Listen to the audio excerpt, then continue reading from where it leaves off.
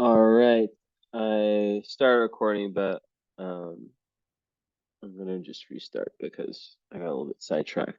Um, but what I was saying was that, I read your, I just peered the email and I just want to normalize, everything you said about burnout. Um, Everyone is going through just a really bizarre, tough to understand kind of energy in their lives, right? Like a lot of what made sense before doesn't make sense now.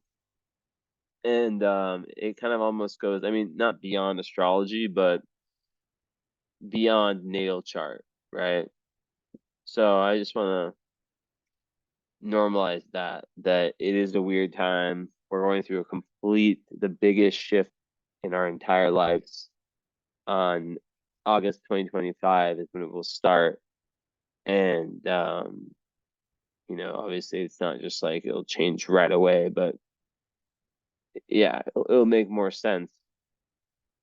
So we're in strange times, and it's really teaching us to just be okay with not knowing, be okay and try to work on ourselves and kind of get our spirits ready for this next phase. So beyond that,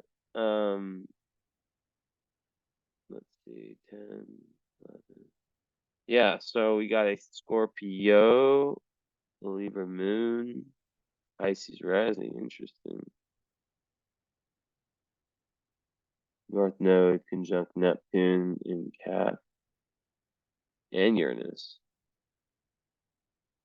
Okay, okay, okay.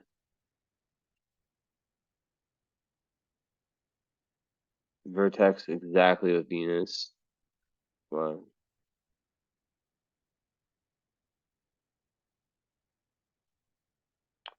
Not really any tough aspects. I said Chiron square Sun and square Mars with conjunctions.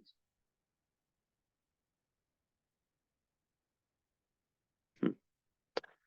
Well, what I will say is the following. I'll say that, when you are a Scorpio Libra, you have two sides, and then of course the Pisces rising is exactly trine the sun. So,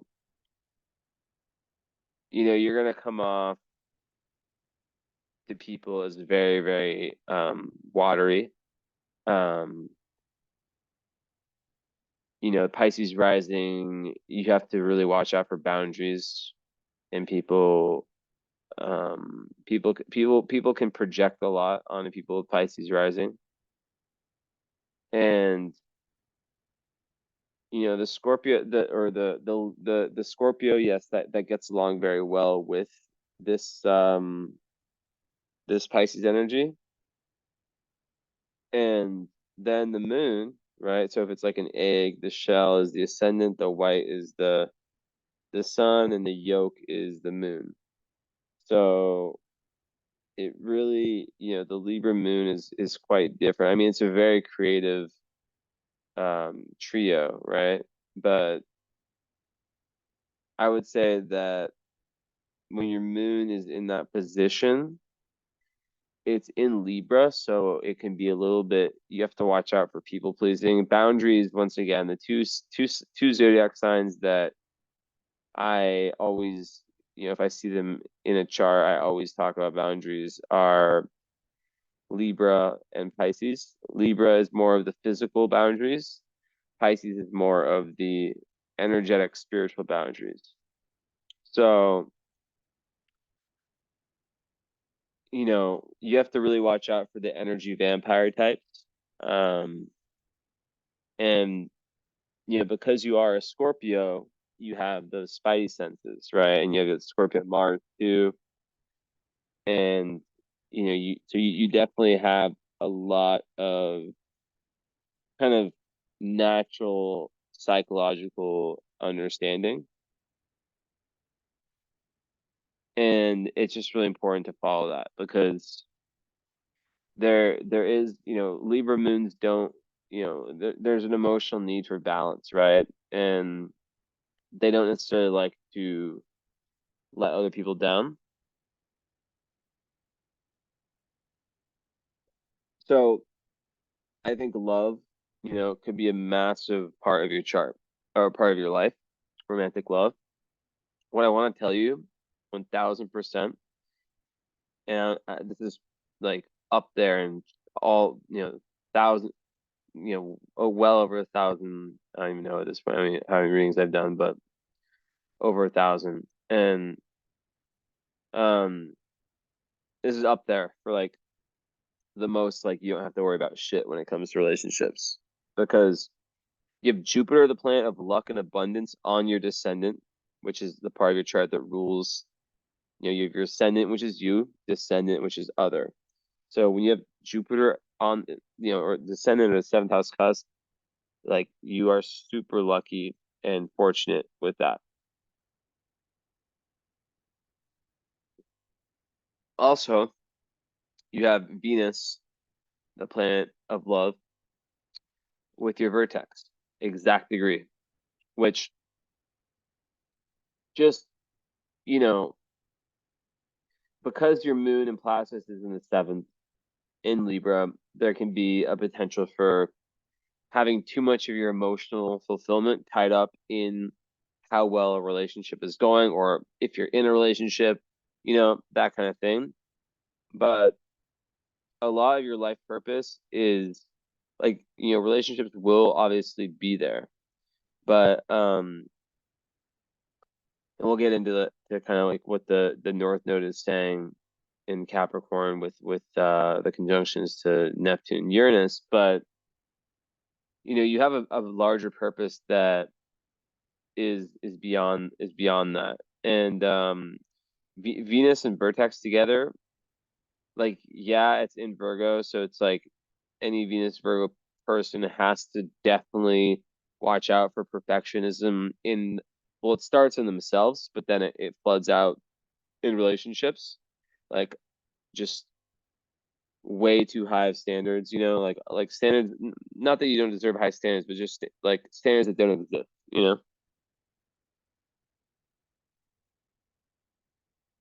But so I would say that, like, with love, like, that's like, the big thing. But um yeah, just even like looking at that right away, it's just like, all right, this person doesn't have to worry about that. And that's how it is in life, right? It's like we have certain areas of life that and you might not even be in a relationship, and you might not even have had good luck. Because you said focus on relationships, getting out of burnout, life trajectory, just anything insightful. I feel like sometimes I don't understand myself. Yeah. Um, so relationships, like, even if, like, you haven't had the best luck to this point, um, you know, there is, like, everything is so faded in your life.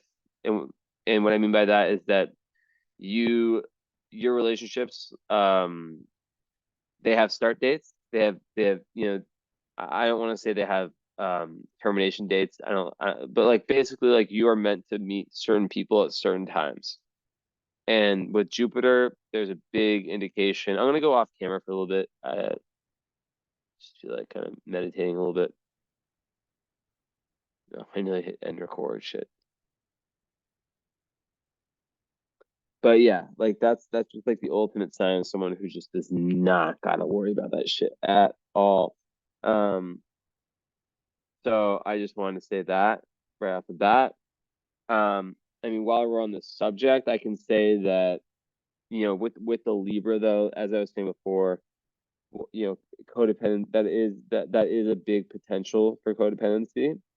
And you just gotta understand that the beauty of the Libra moon is that it's so good at seeing the beauty in, or like the beauty slash the positivity in, um a partner, but sometimes it will go over the top in terms of making sure that the other person is happy, or that like that the energy is good, is all good. For the other person, it will let itself go. So that is always the journey, and that's boundaries, right? So yeah, so being a ninth house Scorpio, I think, with Mars conjunct Sun, it's a very, very sexual, and when I say sexual, I don't mean like just sex. I mean just like, just very high energy, like sexual energy, the energy of all creation. And mm, yeah, I would say that, hmm, I would say that any Scorpio Mars person,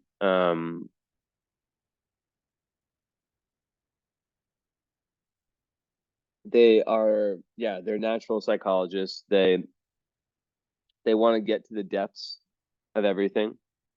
And in the ninth house, it's really, a lot about learning. Now, let's pull some Placidus too,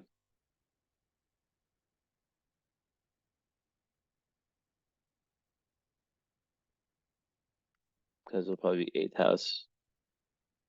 Yeah, so in Placidus, um, just two different house systems. The sun moves to the eighth house, which makes a lot of sense because that's the natural house of Scorpio. And I would say that split might show up in a way where there's one part of you. See, I like how, like, this kind of resonates more with a little bit more with Placidus, this chart. I mean, I'll use both regardless, but the point is the following: is that you have one side that is very, very deep, that wants to sit, meditate, get spiritual, have this, Scorpio is about shadow work. It's about death, rebirth, transformation, that process of letting things go and going through life, and letting go of attachments, and letting go of older versions of yourself, outdated versions, outdated people, outdated places, outdated trends, really getting into your real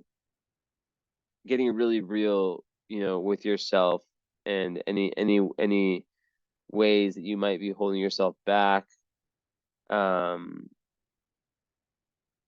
and of course, the esoteric and the occult is a big part of any eighth house. But yeah, they're very deep, very secret. It's a very deep and very secretive sort of placement. So when you combine that with a Libra moon, it's very social, um, and very relational. So, it could really create one side that is very introverted, another side that is very extroverted, right? And as I was saying before, there's nothing to worry about in that romantic area unless you put too much of your energy in that.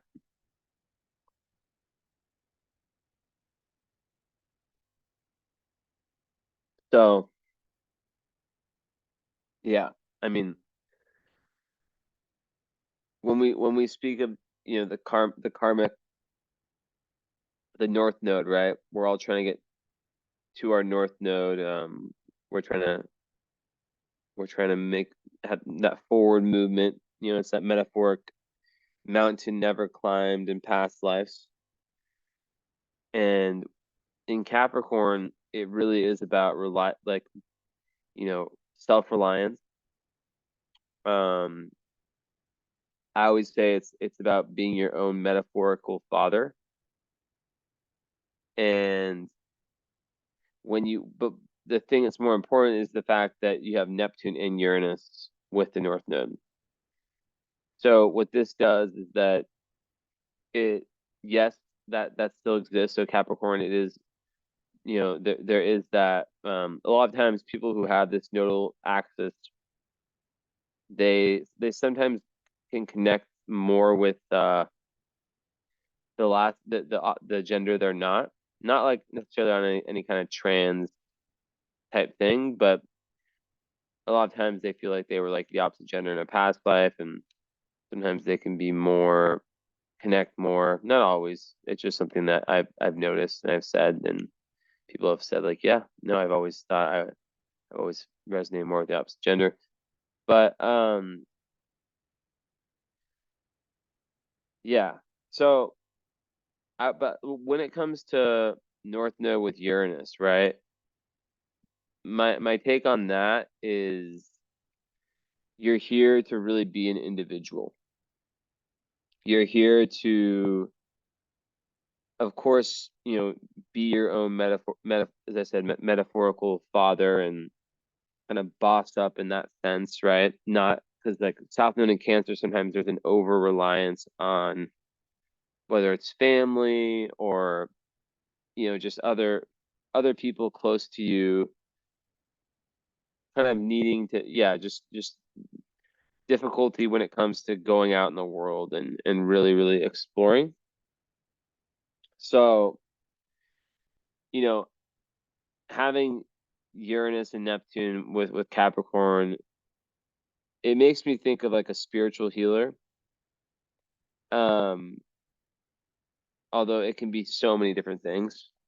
But with Uranus, as I said, it's about embracing your own individuality, um, not let's see, yeah, not not just like following trends and not being too traditional in the sense of feeling like you have to live up to expectations set by family or society. No, not that at all. Um, Now with Neptune, it is, and when I see these two together, and where's the yeah, when I see these two together, regardless, like I usually see it in the charts of people who are not meant to have just normal lives. They're meant to have a life that's just very kind of different than the norm. And with Neptune, that's all about compassion and spirituality. Um, Sometimes it's almost like a level of sacrifice and giving yourself to, the metaphysical value of what you're doing. And combined, Uranus Neptune, it is, yeah, I mean it's the just that higher octave of Mercury Uranus. So it's being, it's learning to be okay with sudden changes. And Neptune, it's the higher octave of Venus. So it's just like, aligning yourself with high spirituality. And one of the best ways you can do that is through service to humanity, whether that's what you do for work, or whether that's what you do, whether that's just kind of like who you are as a person, your contribution overall. That's just kind of how it is. Um, so back to the Scorpio, eighth house sun people like me and you are both eighth house suns in water signs, so I can obviously resonate. And there's this thing with eighth housers where some people are meant, maybe not meant, but they stay the same, right? They stay the same and they have the same friends and their life doesn't really change. Eighth housers, it's like they've lived so many lives within this one lifetime.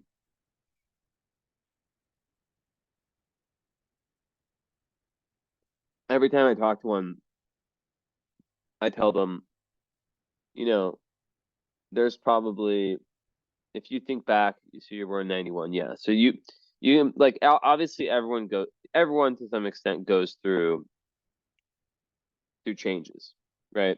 So everyone goes through different phases in their life. Get it. But with an eighth houser, these changes are extreme. And a lot of times there's crises that surround them. And there's this need to let go and surrender the ego. And it's this battle between what the ego wants and what the soul needs. Now, I'm always going to go back to your North Node in Capricorn with conjunct Neptune and Uranus, because ultimately that's what you're aiming for in this chart. Now, Pluto is also very important, and Pluto is sitting in your ninth. Hold on. Just gonna rearrange things a little bit.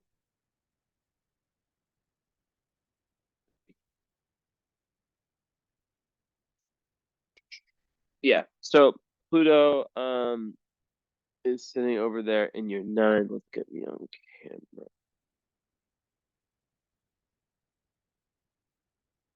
Wait, was that not sharing? Oh, it was. I'm not sure. Either way, yeah. So Pluto is in the ninth in Placidus. Either way, it's in the ninth. Well, 12, 11, 10. Yeah. So I think, when you have Pluto in the ninth, you are here to learn a lot. Um, there's just like a powerful drive to discover the higher meanings in life, right? And you have to watch out for becoming dogmatic in your philosophies, but it can be someone who, even like I say a lot of times, ninth house Pluto people don't always resonate. And you're from the Philippines. I don't think you live there anymore.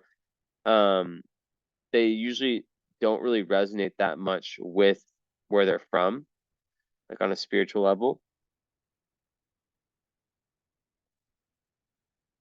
And they almost feel like they have this destiny away from where they were born. They have this innate feeling kind of like me in Romania. I'm not from here, but it feels more like home here. So that's kind of what I would say. And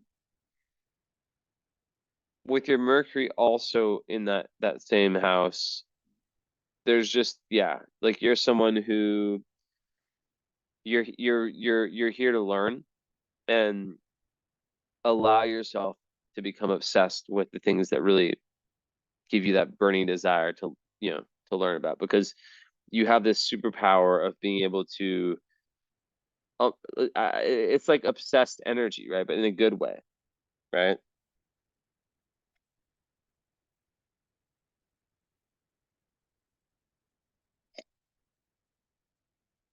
Already Mercury in Scorpio is a very dialed in mind that wants to go beneath the superficial. Um, and Pluto, it's not conjunct, but it's in the same house, same sign. So it really does make someone able to be laser focused, right? And there's a nice sextile from Saturn, which is a good sign of intelligence, of having good memory and good comprehension, good organization of abilities of the mind. So yeah, that's good. Um, and yeah, even Moon sextile Mercury, that's good for being able to kind of combine heart and mind and make decisions that blend both those together. So and even like speaking your emotions, it's good for that too. Because back a little bit about, Libra moon, right? It can be hard. Like the shadow of Libra moon is indecisiveness and people pleasing. And, you know, they they basically need to, like, I always tell people, look at the opposite sign, right? Look at the opposite sign. Um, so opposite sign of Libra, especially when there's planets in, in a, I don't want to say detrimental, but in a situation where, there can be issues, right? Um, so a lot of times with Libra, it's not that it's a bad sign. There's no such thing as a bad sign. I just think in today's day and age, there's a lot of potential for Libra placements to kind of be like on the fence. And if they don't have this really strong, solid sense of self, then yeah, it just becomes difficult for them. And they might like push that decision on to someone else to make, right? When really it's about the goal is how can I get deeper into myself and learn to make that decision based off of my own power and what I truly believe in, right? Now it's easier said than done, but I would say that you know it doesn't matter if you don't have any Aries in your chart. Aries is a sign ruled by Mars. It's a very, very powerful, like, it just does. It thinks after. Libra thinks too much before. Aries doesn't think enough before. But it's about finding a balance between those two.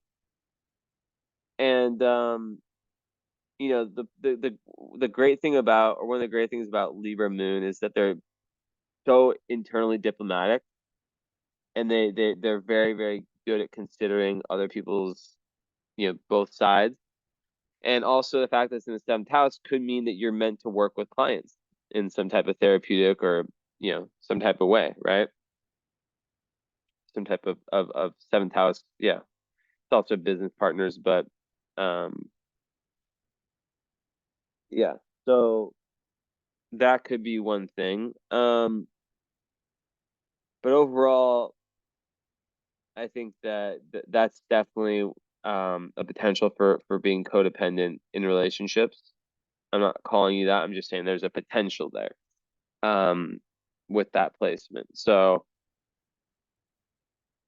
yeah, just looking at that and just knowing that with relationships, your chart is so set in that sense, and it's more about the other parts of the chart and kind of how you, because like a Cancer South node sometimes can be, yeah, overly, like I said, overly dependent on other people.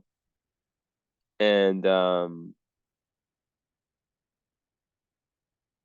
they I think part of the goal with Capricorn is to lean into that more masculine energy within yourself and be independent, right? And then that sort of attracts everything in life, you know, to you. So, even Uranus being in the 10th, right? I think, with the North Node, I think you're here to discover lots of new and exciting ideas and concepts and to really think outside the box. The whole process of individualization is basically, we're born in this society and we grow up where we grow up. We have different influences in our environment and in the culture, different pressures, and it's there's a lot of peer pressure and just pressure and overall for us to sort of become one way, right? So with Uranus, it is also about, yeah, so it really is about finding by your own kind of internal journey, right? You learn about more who you truly are, right? Which a lot of people don't ever figure out. And through that, then you live your life based off of that. So in order to do that, you need different experiences, right? So I think travel is something that would be very massive for you in general. And if it's traveling, not traveling physically, it's traveling metaphorically, different cultures, or just talking to people or experiencing different philosophical outlooks on life, like astrology would be one of them, right? Um,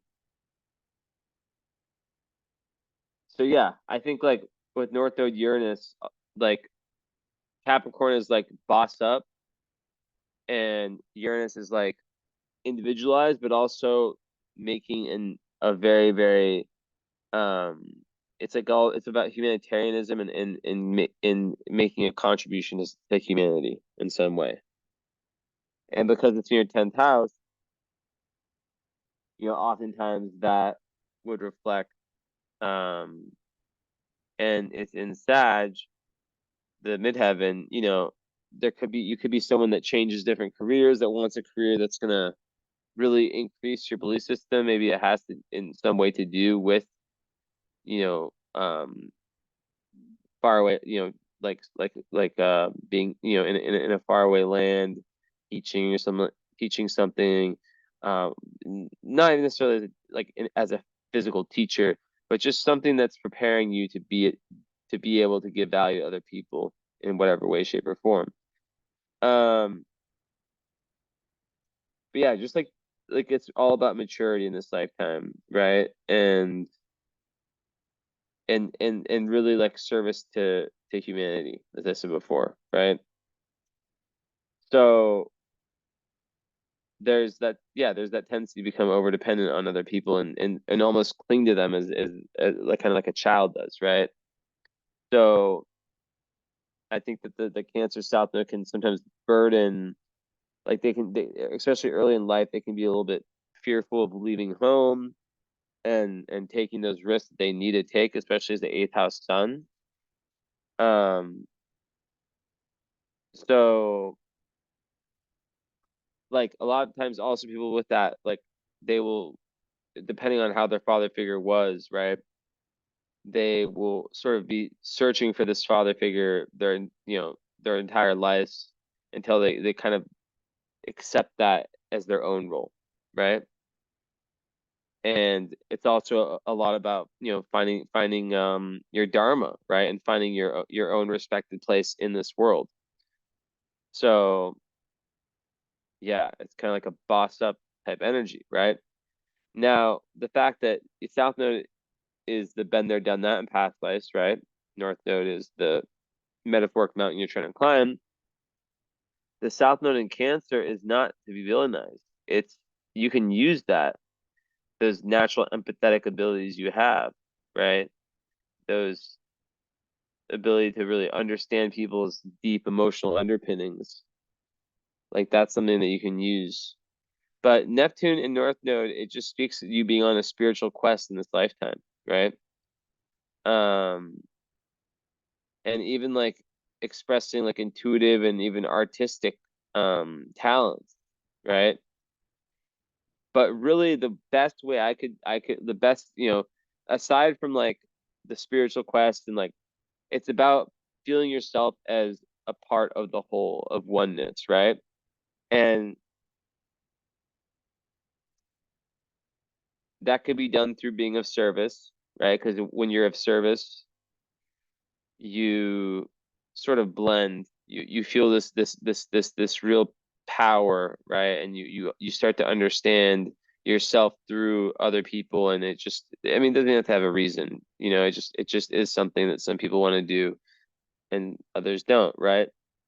But I believe that some of us have, I know that some of us have come here to be of service, right? And we have other areas of life sort of covered for us. The more mundane areas of life sort of covered for us because those aren't the lessons we're meant to learn.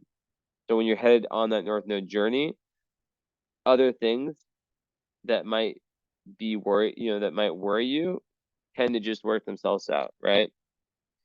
So yeah, also it's about the development of your highest intuition, right? psychic powers, like uh, yeah, just really developing the intuition. And I think a big part of that when we go back to boundaries is that if you're around people who kind of villainize you for being different and for having your own ideas and for wanting to sort of be this individual, this unique individual, then that's no good. Like I always say, like you don't want to be around people who, like, if you're someone who believes that anything is possible for yourself and just in general, you don't want to be around people who push that away.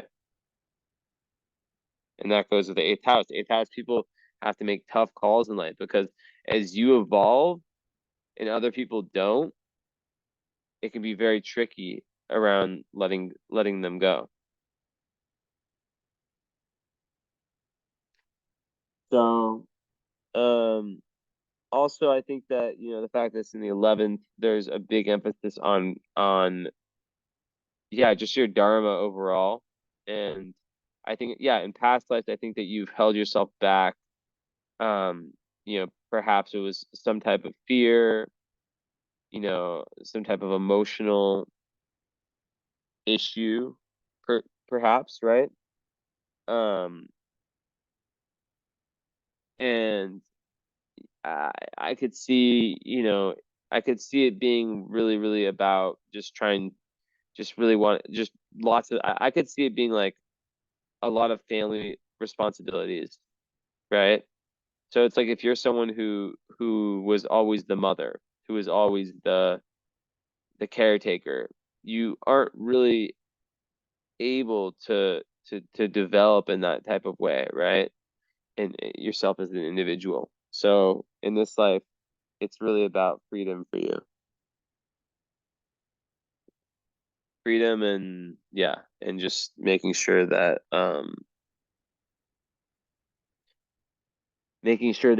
that you're moving towards this energy. And I think that, yeah, I would say that, perhaps there's even some karmic something going on karmically with your mother in this lifetime. I'm not gonna I'm not gonna like really push that one. I'm gonna let that one sit, and you can let me know. I think you got the follow up. I didn't take a look. I'm pretty sure you did. But in the follow up session we have, you can tell me if that resonated at all. I don't. It's kind of like a little bit, the orb's a little bit big for that. But anyways, um, yeah.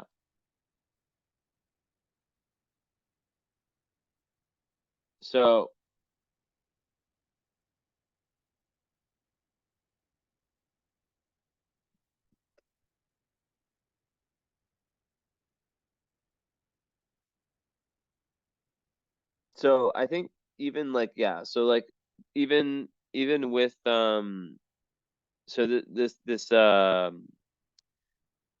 yeah, so this Cancer South node, right? Like a lot of the life lessons with Capricorn North node, it's like taking self accountability, taking responsibility for your actions, making plans and sticking to them over the long term. Um, and it's this like development of self respect through that all, right? And also it's moving away from being emotionally led when making decisions and being more rational. Um, and not and like most important, not sacrificing your ambitions for the sake of others, which is such a Libra moon thing, right? So it really is about becoming an adult, right? And South Node Cancers, they have a well-developed intuition. But like I said, there's like that tendency to make decisions based on emotions. And I think that a lot of times also there is that need to feel in that root chakra, like that feeling of safety and groundedness. Um, so self-discipline and yeah, just really executing your plans and sticking to them is the key. Um, Also, making sure that you're standing up for yourself in life. they're like a Cancer South Node, like I was saying, alluding to before, they give too much to others. There's that tendency to give too much to others, and then there's nothing left for you. The tree that the tree that allows itself to get picked the most has the least left. I butchered the fuck out of that quote, but you get the point. So yeah, having boundaries in that sense is really, really important. So you're here, yeah, to really work on your own personal goals in this lifetime. Um, so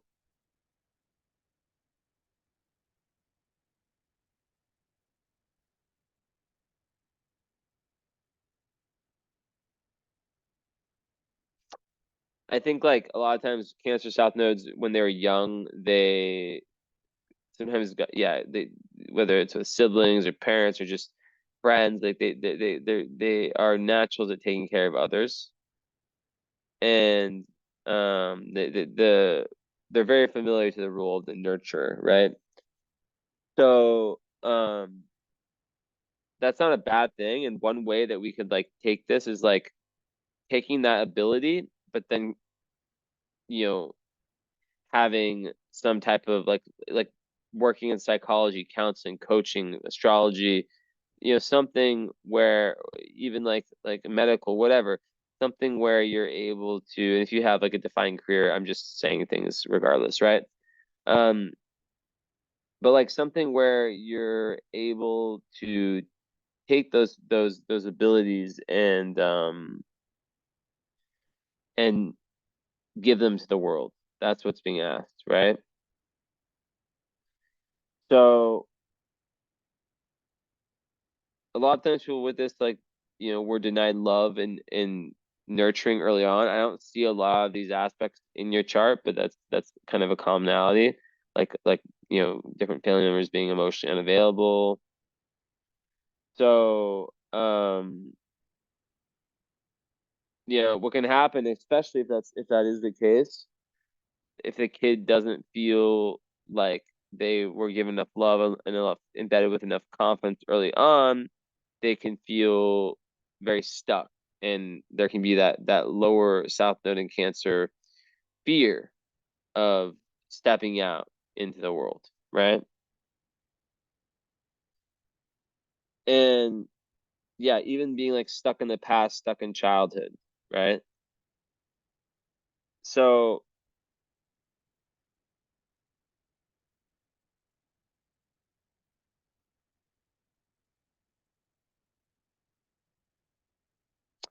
I would say, yeah, I mean, like, Cancer is the child, Capricorn is the adult, right? So it's like it's just owning up to shit. And I think, the point of this is also a lot about not being too perfectionist, right? Because Capricorn placements and then having your Jupiter Virgo, it can make someone overly perfectionist to where it's like they grade themselves on like an impossible idealistic type. Like if I don't get 100, then I fall to zero. So it's like understanding like you cannot be perfect, right? And being happy with, if there's a day that you're 30 out of 100, still having that love in your heart for yourself that day, right? That's like a huge thing. And just like really, yeah, self-acceptance, doing your best, but then also not developing like an unhealthy workaholicism and over perfectionism. But yeah, it's like if the North Node was just in Capricorn on its own, that's like some boss up type energy. But with Uranus and Neptune, there's that added spiritual and spiritual dynamic and empathetic dynamic and yeah, just very much like this generation and when we had Neptune and Uranus together, like I'm born like a year before you, we're really, when you combine the archetypes of those two planets, it really is like this new type of spirituality. Um, and having that with your North Node, Uranus, it's like spiritual awakenings, right? Uranus, Neptune, people they're capable of within themselves having spiritual awakenings. I believe that the outer planets are um I think that we need to unlock them in ourselves, right? That's my opinion. I've always held that. That I think that a lot of people don't necessarily have that. Like for example, like I see all kinds of charts and everyone has outer planets in certain positions, but I think that unless they go towards a certain level of experience, they need to be unlocked, basically. So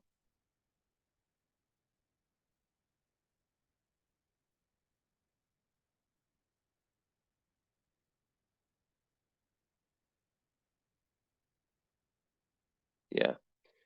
Um, what else? What else? What else? What else? What else? Um,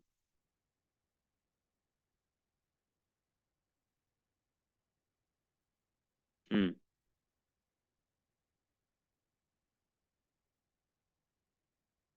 Yeah, okay. Cancer also can tend to limit itself, and when the going gets tough, kind of crawl into that shell. And Pisces rising, so you have the water placement. It's like there is that potential, right? Of when of kind of wanting to be more escapist and wanting to sort of just like um if like for example if you get hurt, it's like the crab that crawls back into the shell and doesn't want to make itself vulnerable again. So that's another big thing, stepping out in the world and yeah.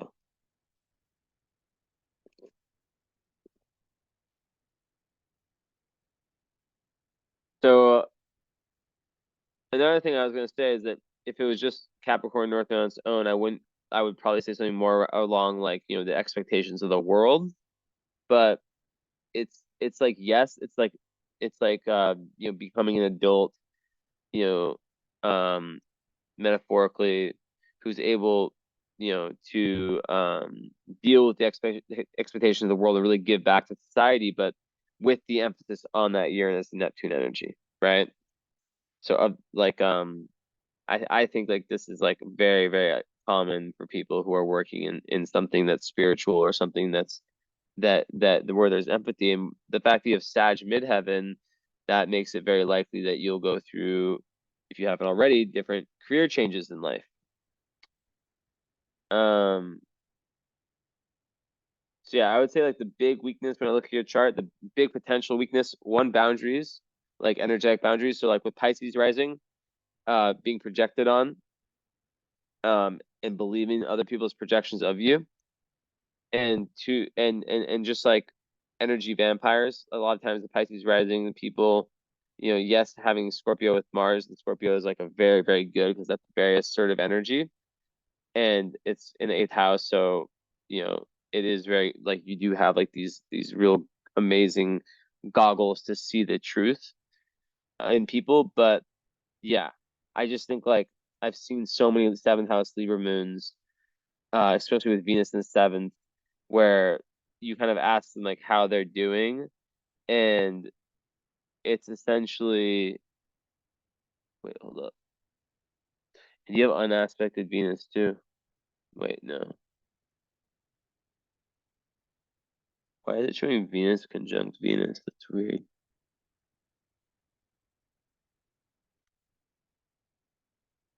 Oh.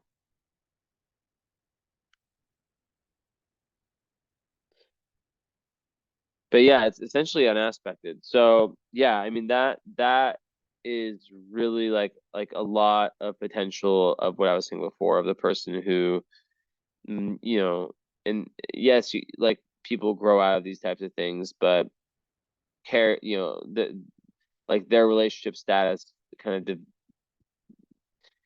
kind of tells the story of like, how of how they're doing, right?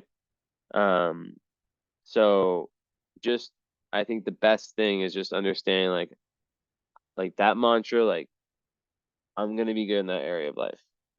Vertex is with my Venus. Vertex represents fate, and it's this ball that's going. it's just moving so fast, and it stops at the exact moment of your birth.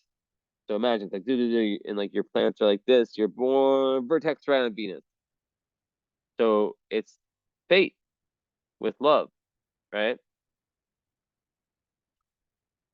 Anyways, so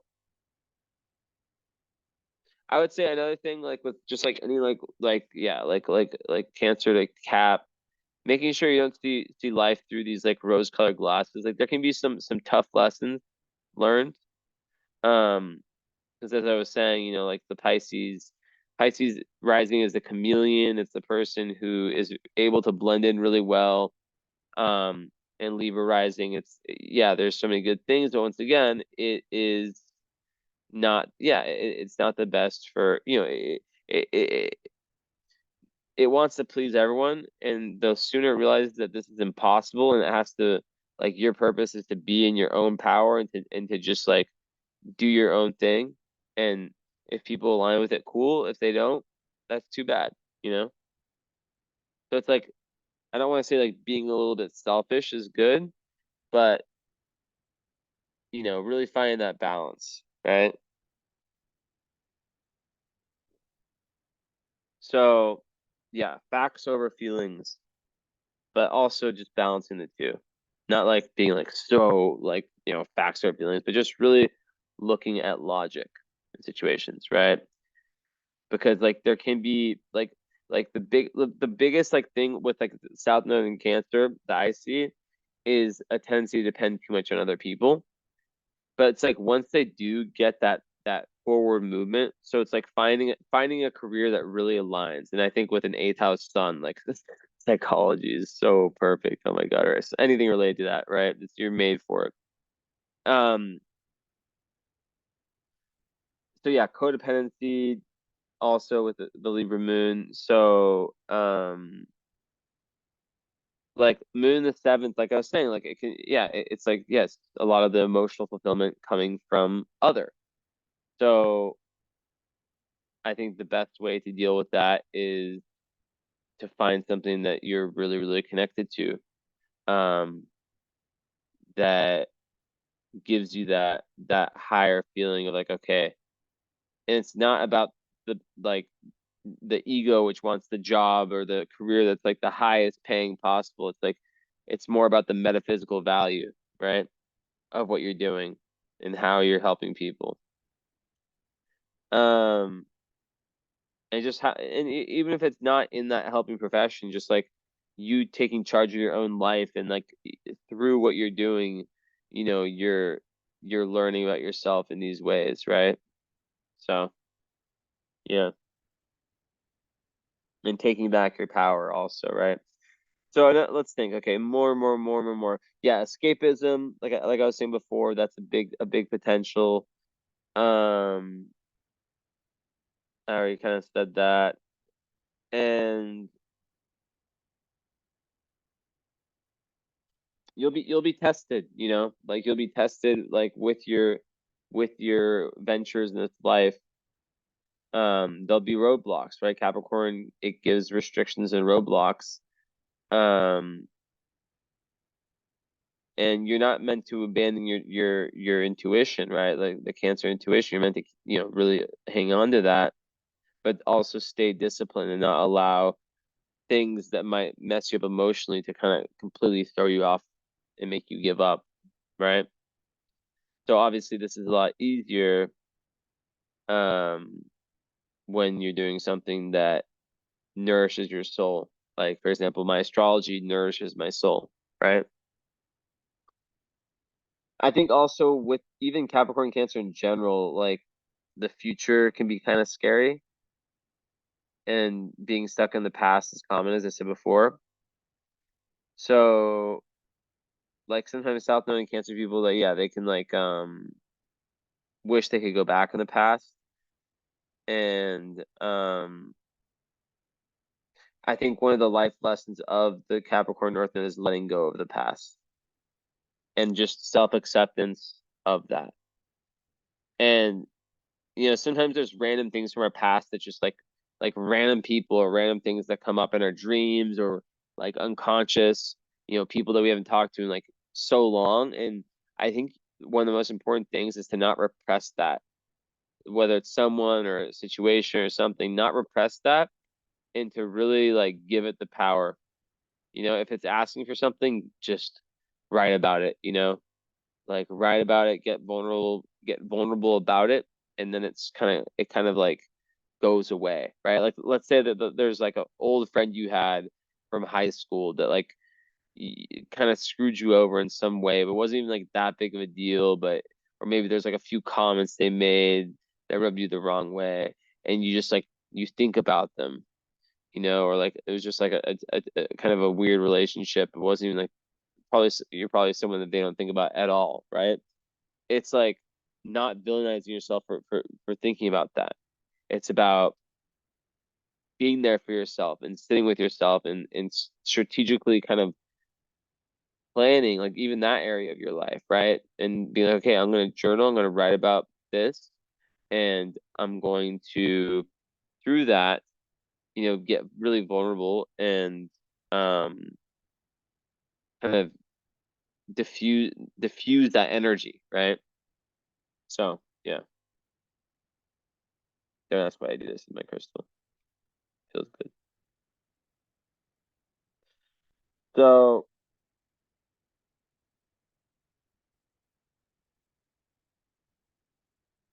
yeah, a lot of people with this neural axis, like they feel afraid of the future. They feel like it's like very very difficult. Like the idea of them making it on their own is very very difficult, and they kind of just get tripped out. So like being present and yeah, they really love the home life, the family life. It comes very natural to them, and it's not like you're not meant to have that.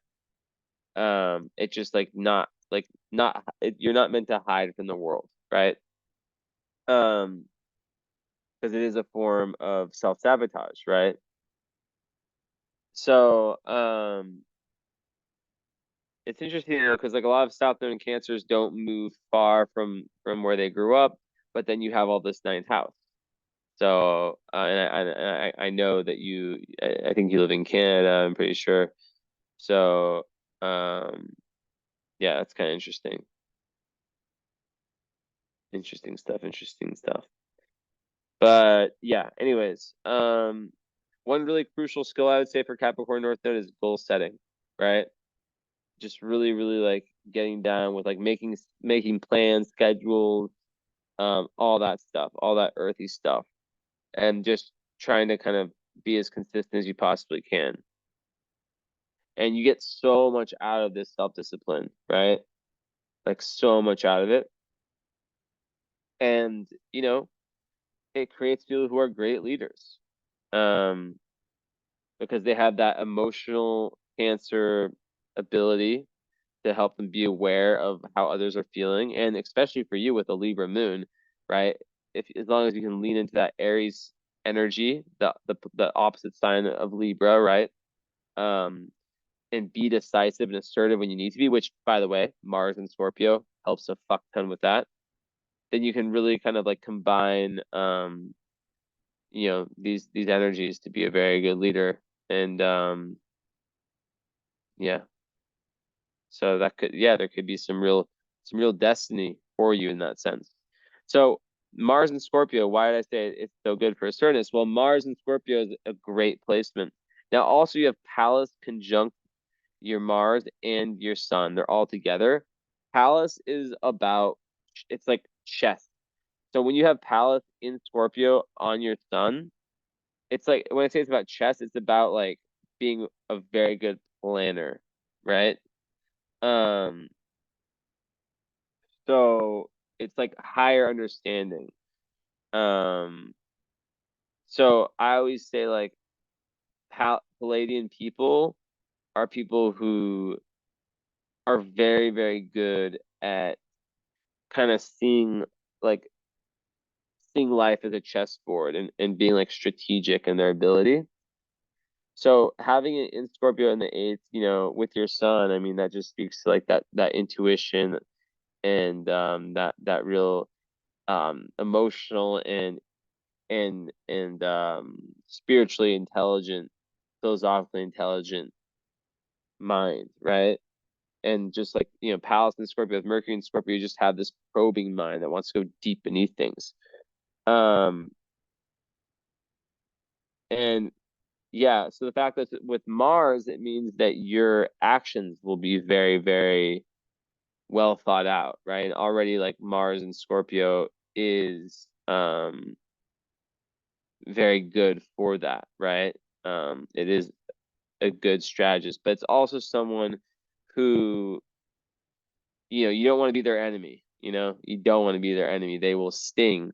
They might not they might not go out and look for smoke. Look for like they're not gonna look for BS, but man, you not like they can be the wrong enemies to have.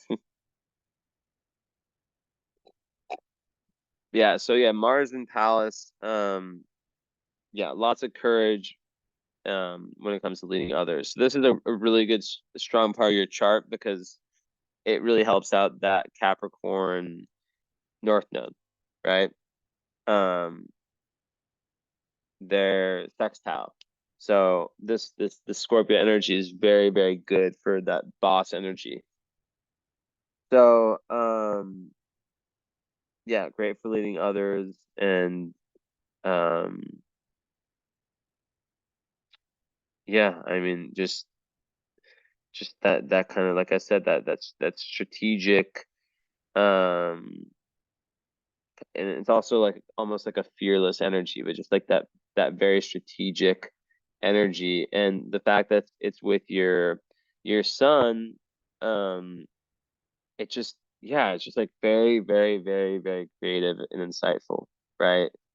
um it's also like a very like this kind of creates like a very like warrior like energy in someone, right?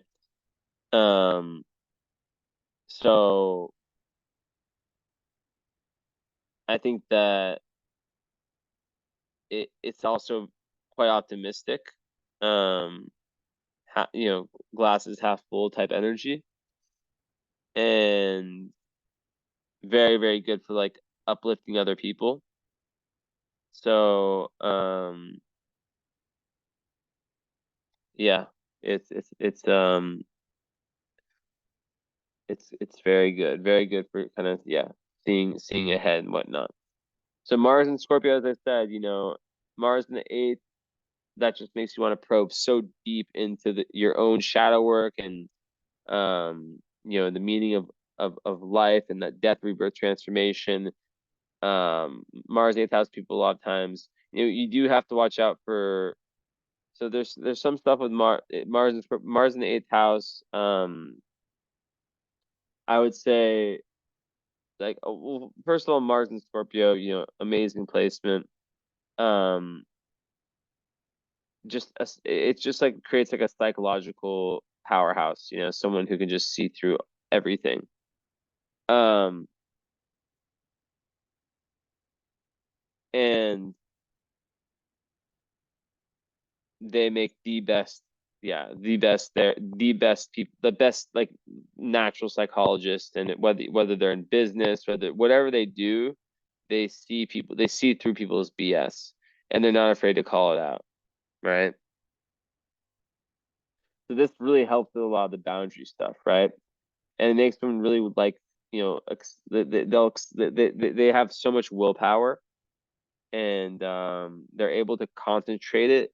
Like it's very good. Like you have a lot of energy that's really good at concentrating on one thing, right? Um, and they can also be very, because Pisces rising people are very hard to read, very, very hard to read. So like with the Mars and Scorpio, they can seem very calm and collected, and people might mistake you for being weak. I'm not saying they do, but they might.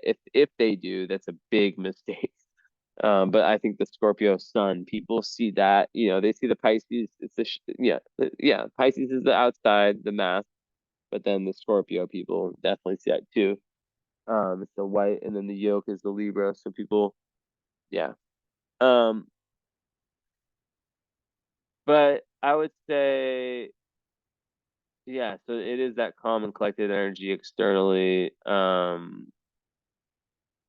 it is this like seething pool of emotion beneath that sometimes, and they don't really like want to let other people see that a lot. Um,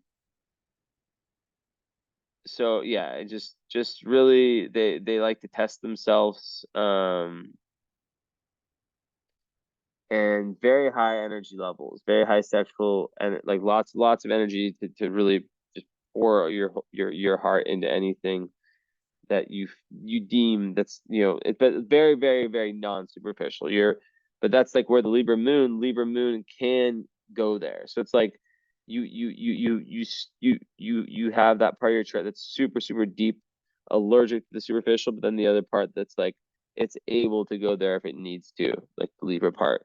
Sometimes like Libra moons, like they just enjoy sometimes the small talk, or like, just like connecting with people, right? Air moons, like through, but like it's like an intellectual connection.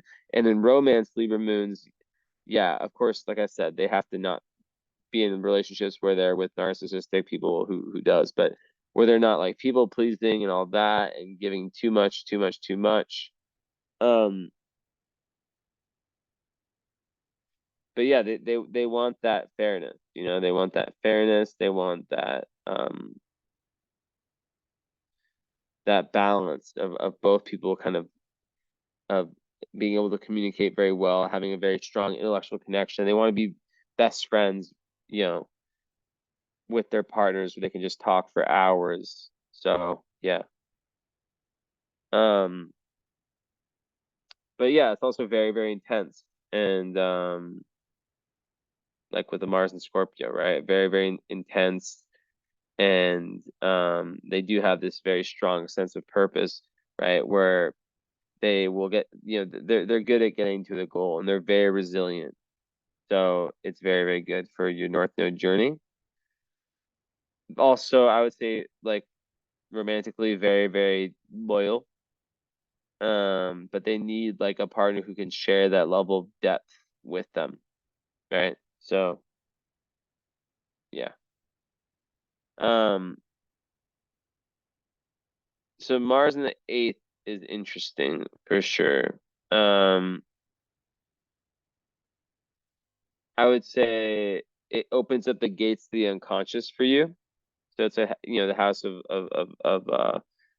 death, rebirth, sex, um, the esoteric, even joint financial resources, kind of like our own unconscious, right? Our own secrets, our own taboos. Also, it's related to pain and trauma, and kind of how you learn to transform that into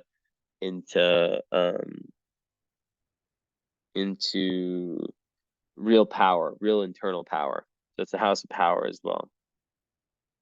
So ultimately, the eighth house that you have, it's about cutting ties with what doesn't serve you anymore, right? Um, so that's the thing. This is the big thing in your chart. Scorpio needs to do that. It needs to push some things out. Like if your life, let's say there's 100 points in your life, right? You have 100 points in your life. Um, and you have 100 bandwidth in your life, right? Sorry. If that is always full, like in terms of people, things going on, if it's always full, you're not going to have room for new things or new people or new situations, right? So it's really about identifying what's still right for you. And I'm not saying like be an asshole and just like cut people off who've been awesome to you your whole life just because they're not spiritual. That's not what I'm saying. I'm just saying like you can intuitively feel if something is aligned with you or not. And like sometimes like with these placements you have, it can be a tendency to be too giving. You know what I mean? And like if someone's rubbed you the wrong way and your intuition is kind of a little bit off about them, like that's probably a good clue that that might not be the best. Um, so Um, so yeah, like I think definitely like having some type of exercise, like meditation, spiritual, like yoga, but also like physical exercise could be very beneficial. Um, the thing also about Mars and Scorpio, sometimes they can really sting hard, especially if they're frustrated and they're like unbalanced physically.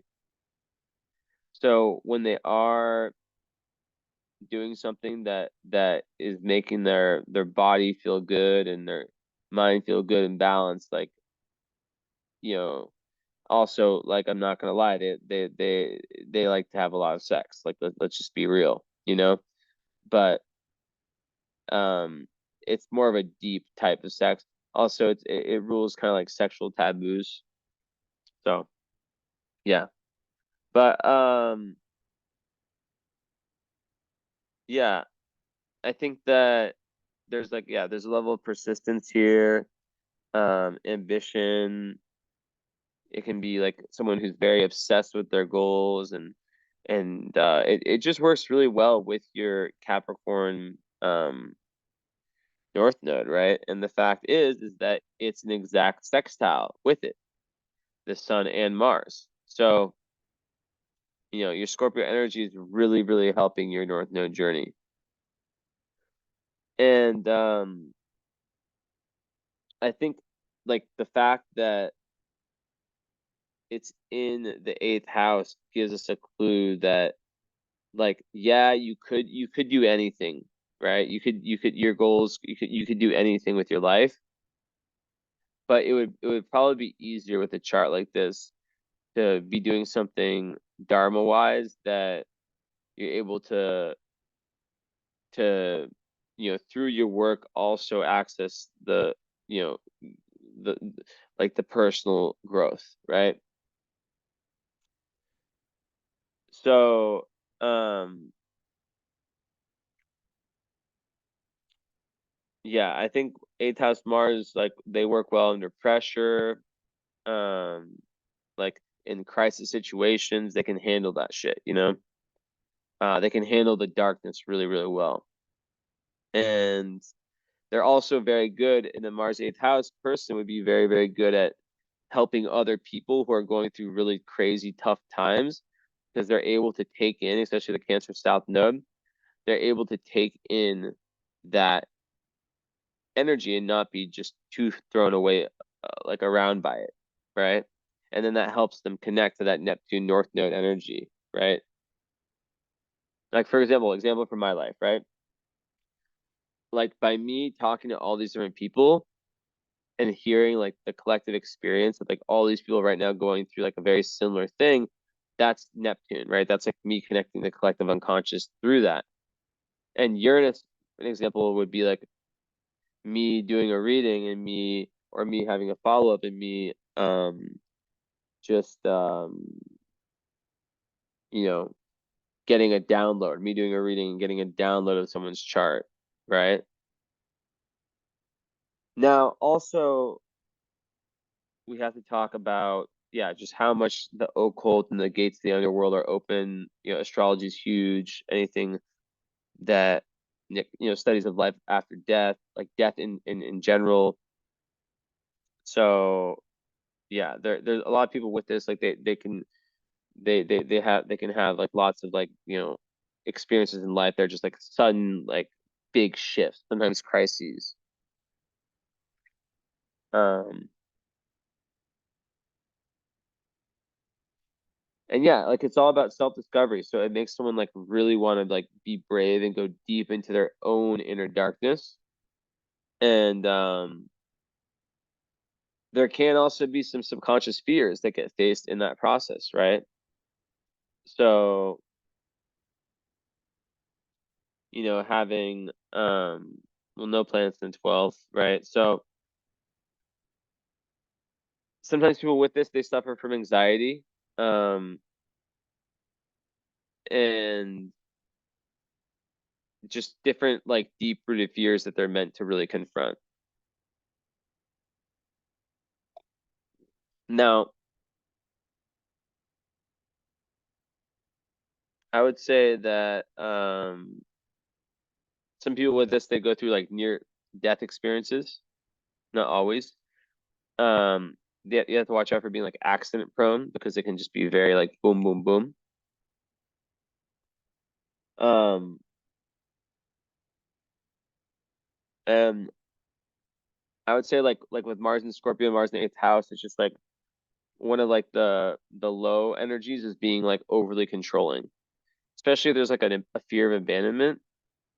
Um, yeah, like but there is just so much determination and um kind of getting through the darkness, you know? So yeah, like a lot of people I've talked to, like they can really relate to that, like like a lot of them have had like near death experiences, and I think that breath work is really, breath work meditation is really big, and a lot of people, yeah, they're very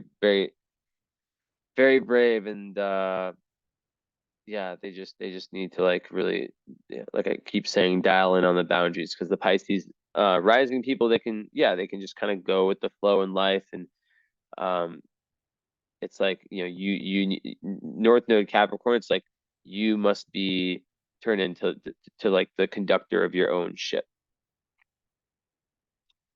All right, so I would say like a Moon in Libra, like under stress, they just need to kind of, even like being a Scorpio, I would say like retreat. There needs to be some ability to be able to retreat and to just like be in a peaceful environment, right? Um,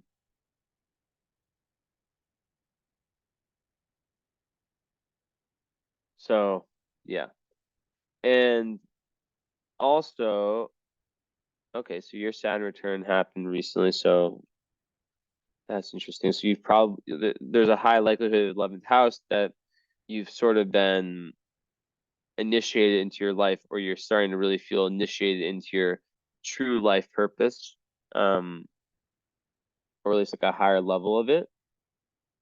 Sometimes 11th house, and also it could relate to like karmic friends and groups, causes. Sometimes people like 11th house Saturn, I see that a lot um with and yeah, it would be 12th house and whole sign, but 0 degrees. It's just like a very, it just like there can be sort of like I guess a fear of opening up, and it's like kind of like better, especially with the Scorpio energy, better to have like two or three really close friends than like a lot of like acquaintances that you might not be able to trust. So that's, yeah, usually like the 11th house Saturn are quite picky with that. So bouncing kind of around, I think kind of on the aspect of control, Black Moon Lilith in Capricorn, sometimes there is that need for control. Um, so learning lessons around that can be very important. There can also be like a fear of neglect, of not being like acknowledged or recognized, and trying to control situations in order to feel empowered. So yeah, it really is about like learning to like work with other people, and I think this the Saturn there can definitely speak to that as well. Um, but yeah, I think overall it's just about like learning how to work well with other people. That's like a big, because like Saturn 11th house, they can be shy in groups of people, and really, yeah, like I said, really carefully select their friends. And Saturn Aquarius, yeah, it can just be like first 30 years there can be some difficulty with finding friends, but at the end of the day, it's 11th house with just with the Aquarius energy, it's like finding people who are like you, who align with you, right? And not trying to like force relationships that they just don't work. You know what I mean? like just don't see eye to eye. They're kind of flow killers. But yeah, I would say just like just the lower energy of some of this would be forcing one's opinion, just like yeah, kind of like having like a forceful energy on others. But then once again, the Libra moon kind of balances that out, right? You see what I mean? So yeah, but two things can be true at the same time. I always say that. There can be like one area in life where that takes over, while another area of life where that doesn't exist. So another big thing. Okay, so let me just see with my eyes. Do, do, do, do, do. Okay, it's with so yeah, no fire in your chart, and your Chiron is in Leo. So um Chiron and Leo, a lot of times, like when they're growing up, whether they're in like a household that was like too serious, or whether perfectionism was pushed on them too much, there can be like a fear of like being in the inner child, of just like letting go and having fun and being creative. A lot of times, yeah, like they were kind of pushed away, prevented from really expressing themselves as a young child. So there can be like these feelings of being inadequate. Um, so yeah, the more you can lean into that, the better. And yeah, like when I see a lot of success Chiron people as people who are meant, success can be looked at as your day to day, your job, whatever, who are meant to help heal other people on a daily basis, right? And they heal themselves, so they I'm gonna go back to whole sun. They have they've had to like learn lots of different things.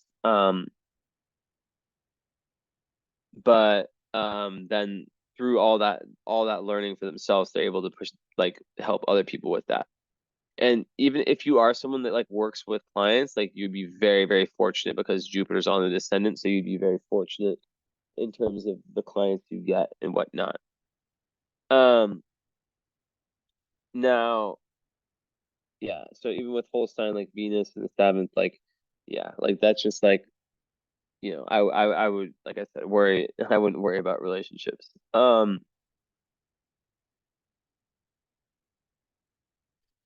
So yeah, another thing about Chiron in a fire sign Leo with no fire in the chart is that it can be difficult, like, to self start, right? Um, like that Scorpio energy can be super focused, right? And especially like in whole sign, it's like in the ninth, so it's like very much about the higher truths, and learning like the higher wisdom. And then through your life, because you have a mutable midheaven, right? So like there can be different career changes. It's like the more you learn about what's true, it's like the whole mantra of like I know nothing, right? Like I always tell myself that, like, I know nothing. And I see people, in the spiritual community, who have big egos, and they act like, they are the shit and they know everything, right? And I think that those people are the ones that get held back. I actually left a Twitter comment on this super egotistical dude, who just thinks he knows everything. But anyways, yeah, so self-starting, but once you are able to start, it's like just there is that real ability for consistency, and for, yeah, just really just dialing in and not being someone that's all scattered and all that. Um, but yeah, there's definitely, like, regardless of what house system you use, the eighth house is activated, and there is um this need to really understand the cycles of the metaphysical cycles of life, and just kind of doing that shadow work within the self, which can be hard, is an air moon, because sometimes air moons are a little bit, um I guess you could say, separated from their emotions. Like it can be more difficult to be in touch with the emotions. So yeah, just something to consider. I tell people, like, Um, because like even Moon trine Saturn, like that is very, very good for like earning the respect of people around you and kind of having this inner self-confidence. And it's very, very good for ambition and for just kind of having that internal yeah confidence. I can do it, right? But still, um with the South Node of Cancer, like I was saying before, in the lack of fire, it's something like you have to really figure out what makes you what's that like thing that gives you that burning desire, what is it? And then once that's found, just go in, go in, go in, go in. And then it's just like you might not realize like the Scorpio energy you have is so like like that, like you're able to really just like just go crazy in a good way. Um, like let's say you get really into astrology. You're like, I want to do this. You have the capability to just go 1,000%, you know? So,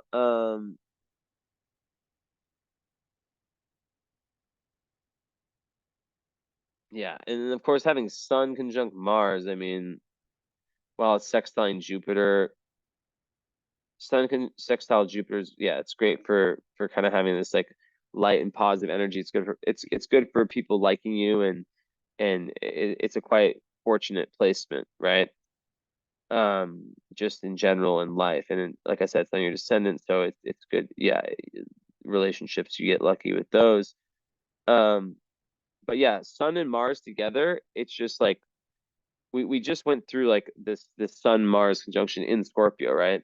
And that was just a very, very intense time. So it's like you have to be able to like burn off that energy, or it can kind of, as I was saying, like sting. Like frustration can come, but it's really hard working. But there is also that potential to be impulsive. Um, so there, yeah, you do need that outlet for that just insane amount of energy, right? And but it is very, yeah, good for like being an initiator, someone that takes risks. Um, but yeah, not being too impulsive in that sense. And yeah, I talked about Mercury and just like how, you with that Mercury placement will, with the Pluto, like yeah, just it just goes with that theme of being able to just dial in and and truly like learn,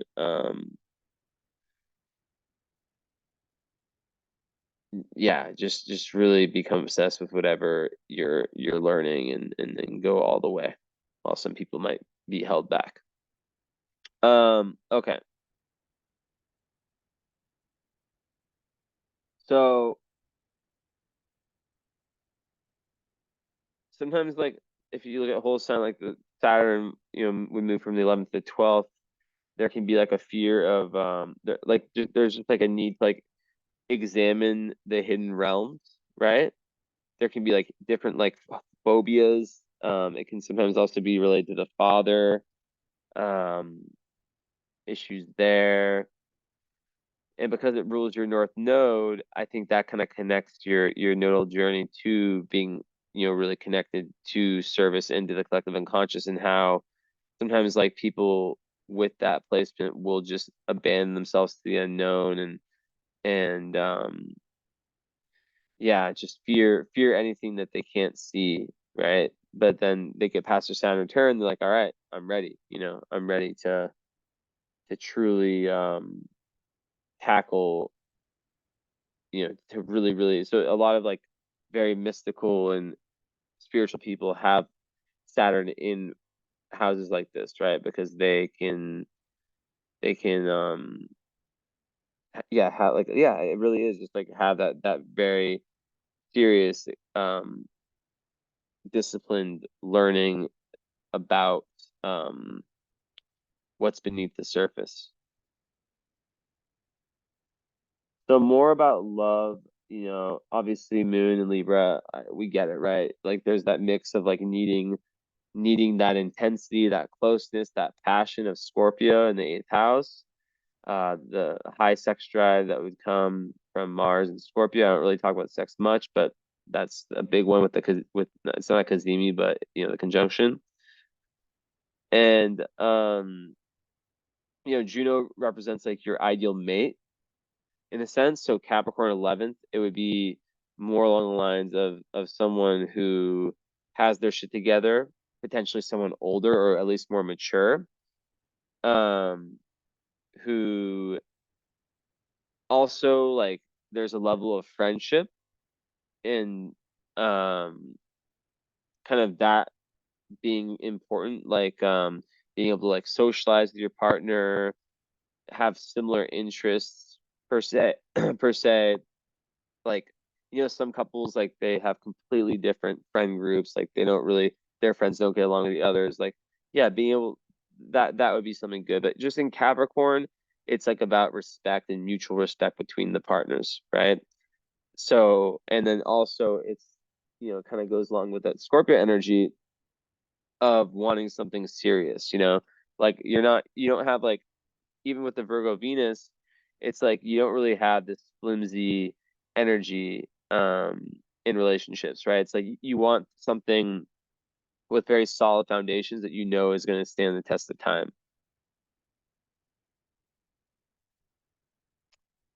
Um, so yeah, I just think like there's a whole element like with Virgo Venus too, there's like this kind of practical like energy in relationships, like they have to be meaningful. They have you want like a neat, punctual, precise type of partner, but then there's that potential expectation for perfectionism, right? So it really is like you're never like I don't know if it's possible to meet someone that checks every single box, right? But I would say the most important is someone that you can rely on. That they're not going to switch up. Um, like yeah, it can be like a more serious approach, but also someone, Venus Virgo, it's like that, you value precision, you value things being done the right way. So, yeah, I would say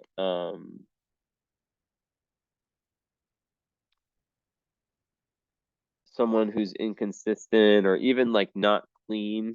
I think Venus and Virgo, they really love, and they're also it makes you love pets most likely, and Chiron there can make you really really attached to pets. Um, but yeah, like it makes you value um this, I guess, kind of, yeah, this more like this person that has their shit together. I don't know how else to say it, um and someone also like the love language, I think, with Venus and Virgo a lot of times is like they'll do like lots of small little things for their like a lot of times their love language is like through actions. I mean, I think you can have more than one love language, right? But like, and it's really not good if they don't get if these little things they do not get noticed. But let's say like you leave and or your partner leaves and you clean the whole house to surprise them, and they come back and they don't even really like say anything about it. Like that's a big no-no, right? So I think like being able to have like conversations about like the little idiosyncrasies that you have, because like there's different things that bother everyone. Like what bothers me might be completely different than what bothers someone else, right? And like it goes for everyone. We all have our icks, and something that might be acceptable for me might be like a complete red flag and ick for someone else. So it's just like really being able to communicate that is very important. And I just think overall with any relationship for you, like yes, you're a Libra moon, but still the Scorpio energy is very dominant in your chart. So that you need someone who is able, like, of course, like with your Chiron and Leo, I think that the danger, like having a relationship that's too serious, right? like I think like someone with a little bit of like, I think when we lack an element, it's not like me and my girlfriend, neither of us have Earth. So compatibility astrology is more um complicated because it's like for example, me and my girlfriend, neither of us have any Earth in our chart, but our composite chart, I do these readings too, the compatibility ones. So that's our combined chart, has lots of Earth, right? That's like the yeah. But I think a lot of times people, when they're missing an element, it can be good to have someone who has a little bit of that element. So maybe a little bit of fire, but then also with the Scorpio, you know, there is like, if someone can't go deep when they need to go deep, um, I don't know if they get freaked out by your intensity, because I think Mars and Scorpio people, they love intensely, you know, and just Scorpios in general, they're fiercely loyal. So if that can't be matched in some way, then it's no good. But then the Pisces rising, um, yeah, it is very, very dreamy, and um, it does like a life that's more, you know, that it kind of it is kind of like a more adventurous in the sense of like kind of being able to go with the flow in life. And I think it helps out your chart a lot because Scorpio can be really intense. Libra's more light. So the Pisces, I think it definitely, like if you were a Scorpio rising, Mars, if your rising was also in Scorpio, you'd be very intimidating for people. But I think the Pisces gives you like an air of just like I think it's a beautiful rising to have, you know, and it's also just so good for understanding people and um, being trusted by other people as well.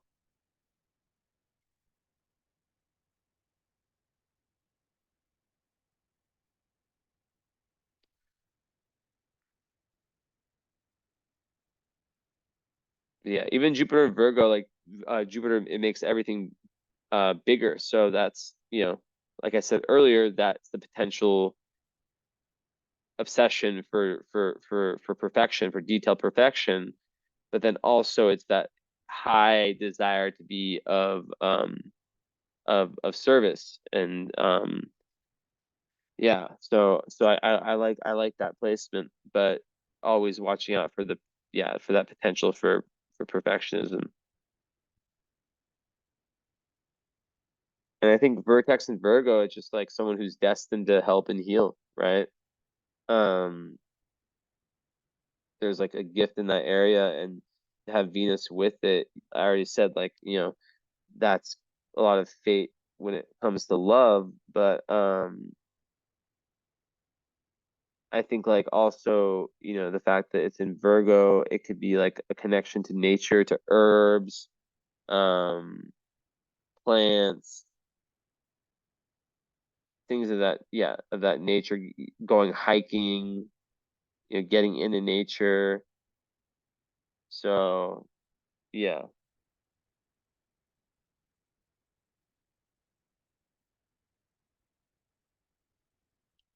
And then your anti-vertex is in Pisces. So I would say that that would draw you to um people whose level of like of compassion and kind of spirituality um, would motivate you to find different healing modalities, you know, in able to help them, right? And like, you know, with the vertex, um, it's like at times of at very pivotal times in your life, people who have the sign Virgo or like a strong Mercury, um, they will come and help you and yeah. So that sign Virgo is very, very important for you. And um even Sirius, yeah, in Sag, that just speaks more to that, you know, feeling really nurtured when you're, you know, whether it's learning about a different culture, traveling to a different culture, um, just when you gain like new wisdom and new yeah, new wisdom overall, that's just like the best, right? That's what really nurtures, and you're very good at giving that to other people as well. Now, what I would say too, um, is that like I think I was starting to talk about it earlier, like with the I know nothing energy, it's like always updating, right? So it's like, let's say you gain this huge level of awareness at some point, right?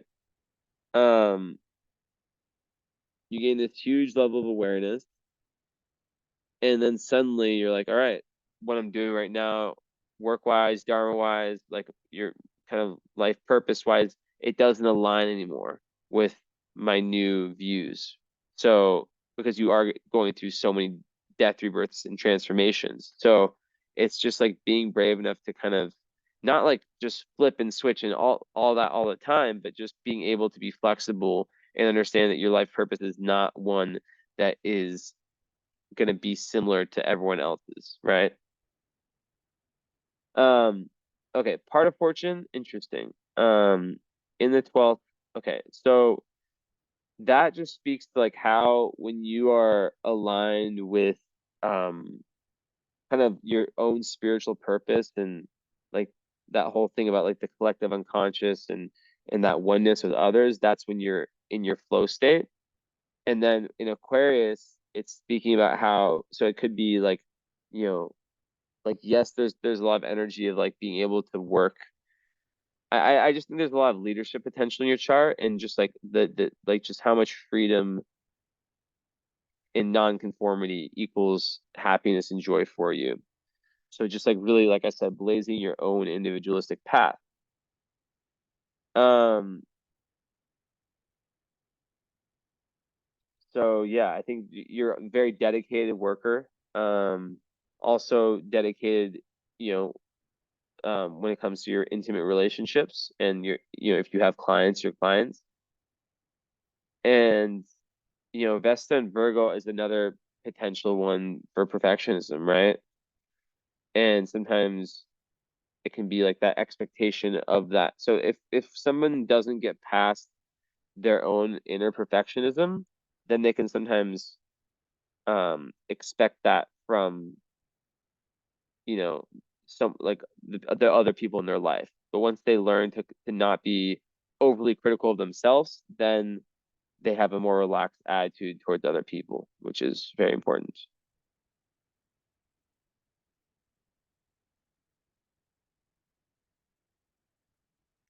I want to look at one thing really quickly.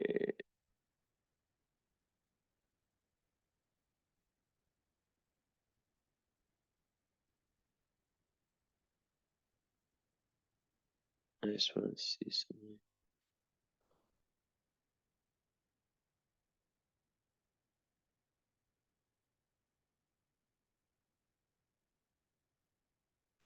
Yeah, also like I would say just like in terms of friends, like you might be more interested in more eccentric friends that also ground you and like help you move towards that.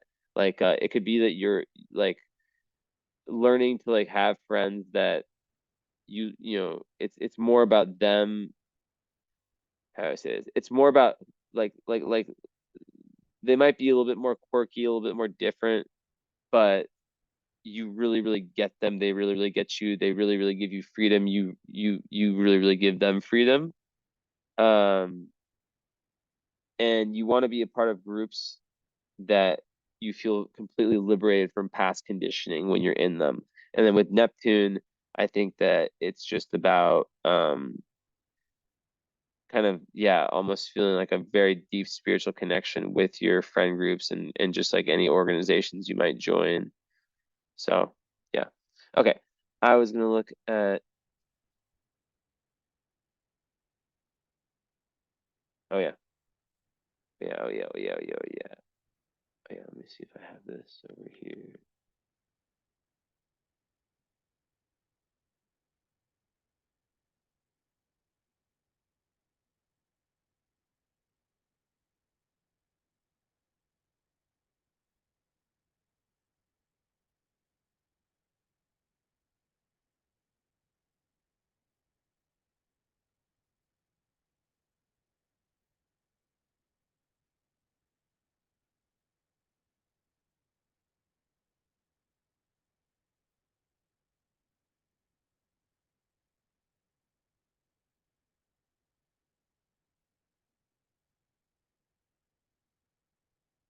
mm, mm, mm.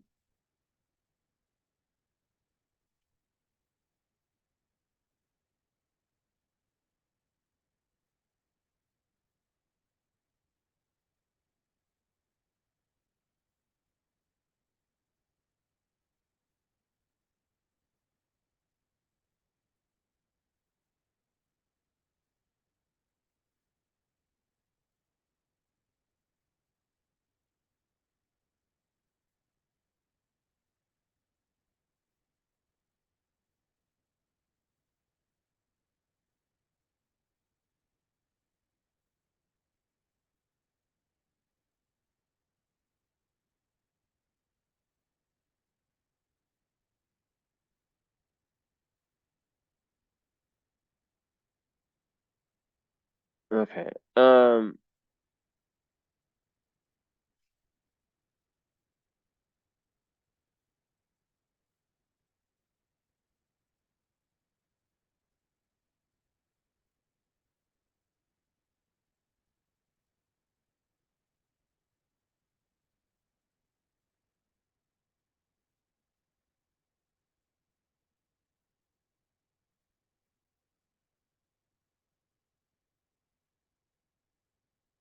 The one thing about Vertex and Venus conjunction, sometimes it's very good for looks a lot, and just charm in general. A lot of people with that, they advance in life through, I don't even necessarily just call it looks. I call it, that's a little superficial, just like aura and energy, like this Venusian energy. Um, it's very good for money, and um, it's also, yeah, like I said, good for popularity. There's lots of placements in your chart, but it definitely gives this energy of, like I said, of fate when it comes to the romantic relationships.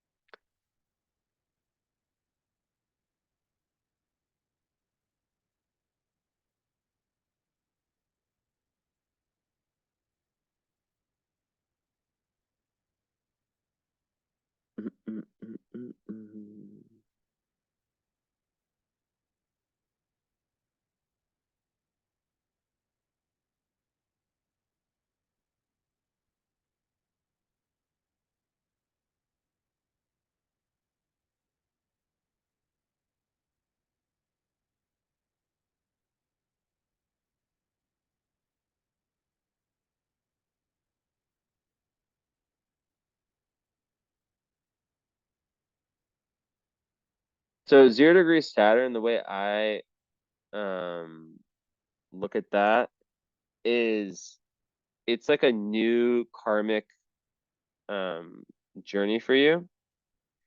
And there's a lot of trial and error and a lot of like new karma for you to make in this lifetime. So if Saturn represents rules, um I would say that there would be less of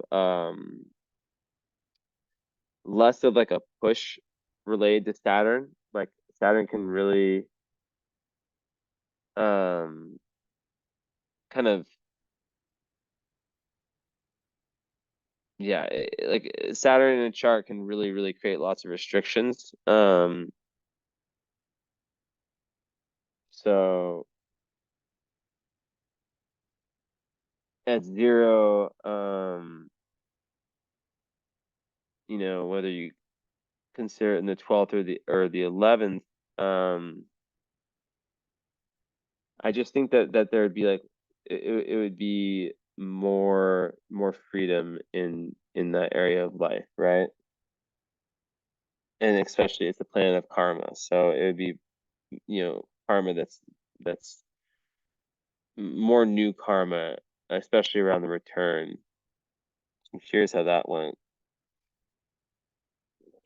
Um,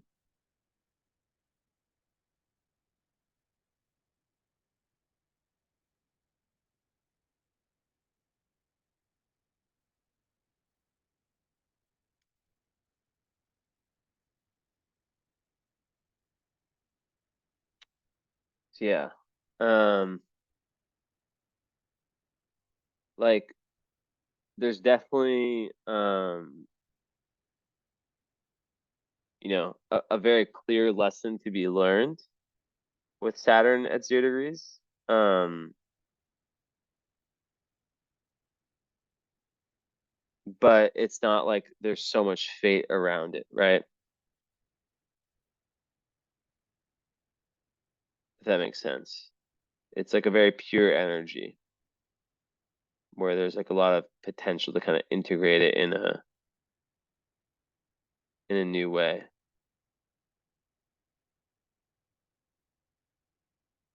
Um, Now I like to kind of give both takes. So, you know, having Saturn in the 11th in Placidus and then the 12th in whole signs, I feel like it just makes one very, very sensitive and they need like a lot of alone time a lot. And that's like also very scorpionic, right? But uh, a lot of people with that, they can have issues like really opening up and asking for help when they need it.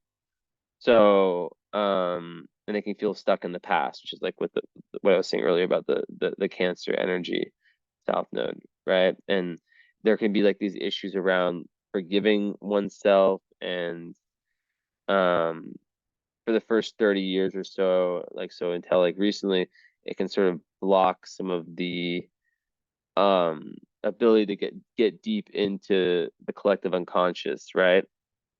And yeah, it can kind of cause someone to like want to hide, not trust others, and kind of want to hide their vulnerabilities from the world. So, yeah, it can create lots of isolation. It's always good with that placement to just to have just having a sense of humor, and that goes back to that Leo Chiron, right, where you can just sort of laugh, um, like not take things so seriously in that sense, right? Because it can kind of create anxiety, panic attacks, and it can, like I said, for the first 3 years, block spiritual belief systems, um, and it can make someone, sometimes suppress their emotions. But like I said, these get a lot better by the Saturn return, and then that person is able to take a very serious approach into studying the esoteric and occult.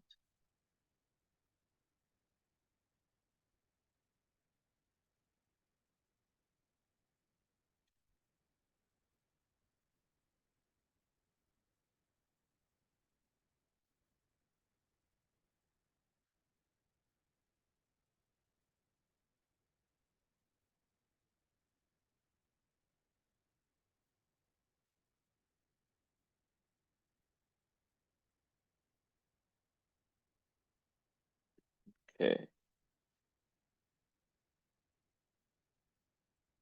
where did it go?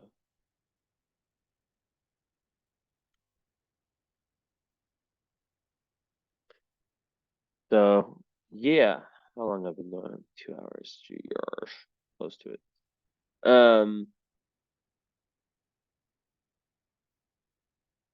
Oh, also, yeah, Venus is close to the nebula, so that makes you a truth seeker, someone who wants to get beneath the surface, and it's one of these really occult, um, you know, mysteries of the universe type stars. So that is good. Yeah, it all kind of connects. We'll talk about it in the follow up. I want to offer you, so what most people do is that and also actually there's a few things I haven't talked about. Let's not go there yet.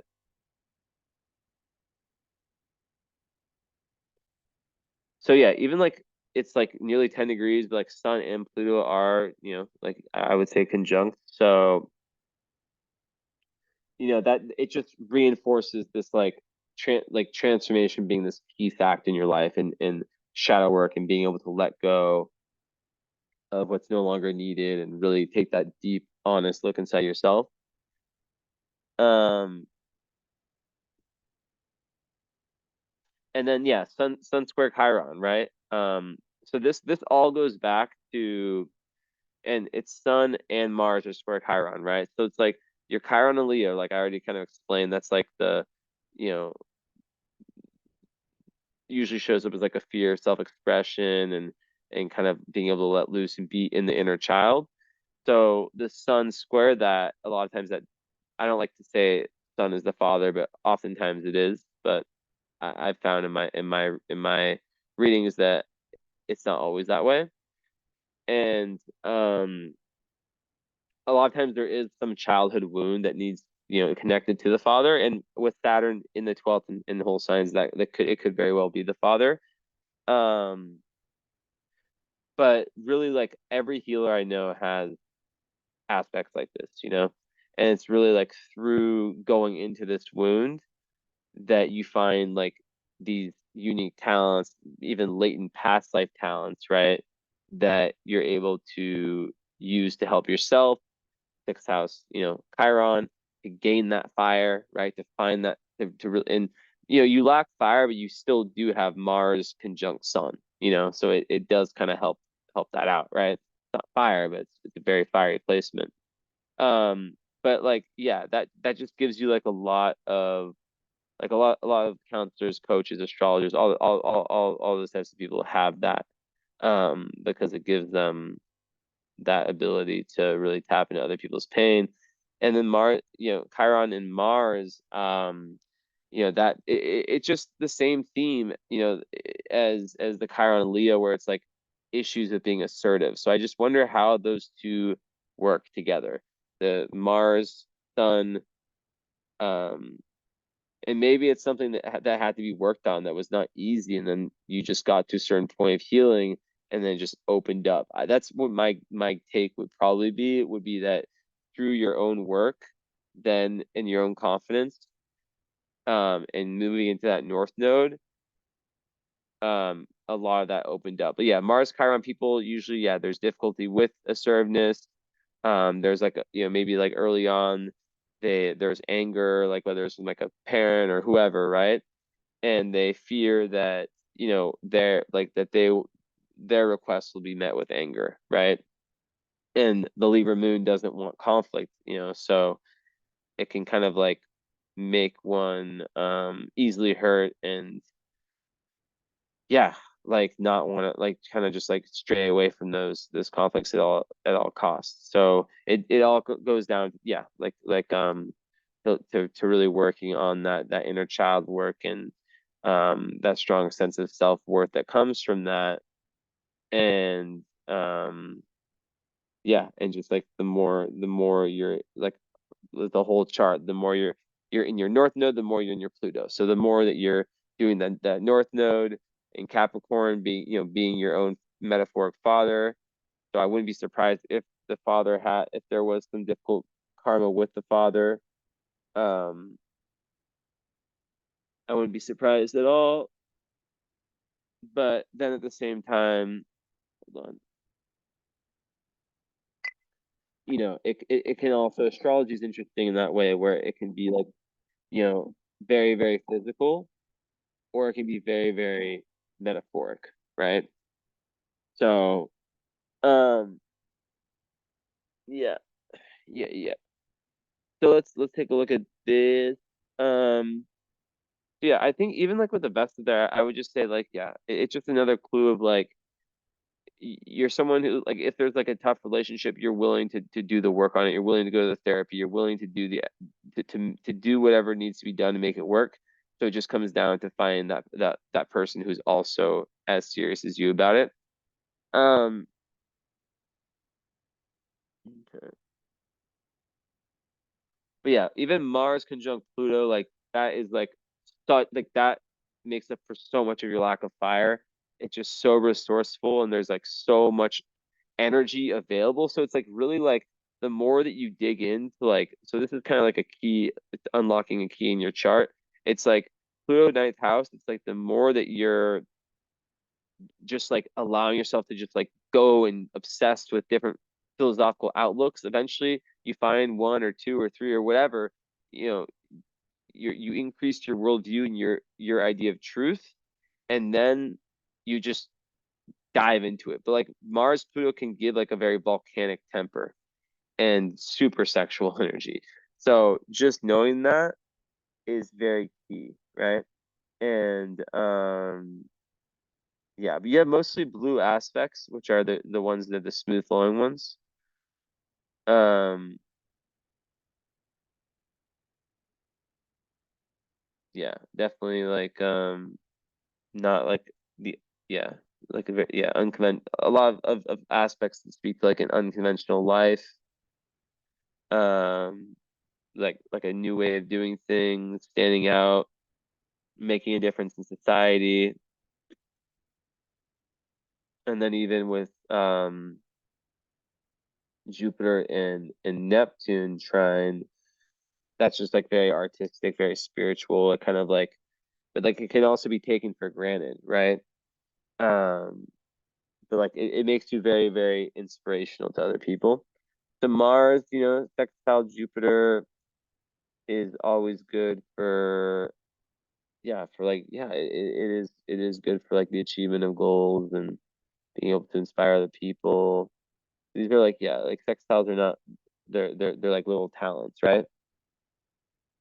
Mars Uranus, that's someone who just like really needs to avoid the mundane areas of life, and who wants to, yeah, express their very individualistic, this is me energy, and who's able to do that in a way that doesn't kind of piss other people off, like some people just like piss other people off when they're trying to be like all spiritual and stuff, but that wouldn't really do that. And yeah, even Mars and Neptune sextile, that just gives great empathy and understanding other people's plights, and also usually very good musical talent. So yeah. So yeah, there's just like so much in this chart that um so much in this chart that makes a lot of sense to me, right? Where it's like getting past like kind of that lower energy of of of the Cancer South Node, playing the victim, um being afraid to kind of take that step forward, um the boundaries being a massive thing and always something to look out for. And then just, yeah, just like I really genuinely feel that a lot of people with Saturn in the position you have it in with the rest of the chart, sometimes they struggle to find what their thing or their things are. But then the Saturn return comes, different things happen, and a lot just opens up. And then, they're able to be very clear about what they want, very clear about what they want. And it's almost like the floodgates open and opportunities present themselves. And some people like they start their life, like they go to school or they do this or that, and then they realize, like in ancient times when astrology ruled all, they say that you didn't make your life choice until post Saturn return. And if I ruled the world, that would be my rule, right? I would be like, we're not like, yeah, you can explore things in your 20s, but like of course, like that's what the 20s should be for, in my opinion, right? For exploring different things, different ideas, different potentials. But in terms of like, like your life has just really started. The Saturn return marks that pinnacle, that time where you can really say that your adult life has started. So anything like, let's say, like, because I just had like a client the other day, yesterday, who, she was kind of at a similar point in time as you, and she had really worked, done law, and now she has just like some job that pays her, but it's not really like what she, it gives her kind of like flexibility, but it's not really what she wants. She's kind of more wanting to learn astrology. I teach astrology one-on-one, just in case you're ever interested. Um, so yeah, she was a good example of someone who it's like I was telling her, I was like, you're still meant to go to law school. You're still, it's not, it wasn't a waste. Like I had one client also who spent like 20 or 30 years in corporate America, and now she's getting into astrology and coaching, but she's actually like using the fact that she was in that world to, to help other people who kind of want to escape that world, right? So it's like nothing is wasted. Let's pull this up. Also, another thing I didn't really even consider is Saturn with part of fortune. Um, like I would take that as um like it's like a once again saying that like when you are disciplined and when you are like Saturn Aquarius, you could I mean that's a very strong Saturn placement, right? So you could link that to, the collective, right? And when you're disciplined and you're headed that in that direction of being your own individual self, being your, like the whole individuality, that a lot opens up. But it's a good Saturn for you to have, right? Um, in traditional astrology, Saturn's rulership was not just Capricorn but also Aquarius. Now, in modern astrology, Uranus is um with Aquarius, but you um it still works very, very well in the sign. So, um, yeah, lots of common sense comes from that, and stamina, like life stamina. So it's actually really good for your North Node goals. So you see, you have your North Node, but then you have a lot of supporting energy for it, right? Um, but I think with Saturn Aquarius, there's also like a need to learn forgiveness, right? And um, yeah, I think just being able to see things in this very nuanced way is something that's very, a great skill of yours. So yeah, but I would say like the low side of that place would be being a little bit, obviously like the things with friends and trusting others and potentially even working with other people, but then also potentially being like, a little bit cold, um, or get kind of pissed off if your ideas get met with opposition. So just a few other things. But yeah, I think yeah, overall like being able to work with groups is a good thing with that. Um, once some of those other things get worked through. Okay, let's take a look at this.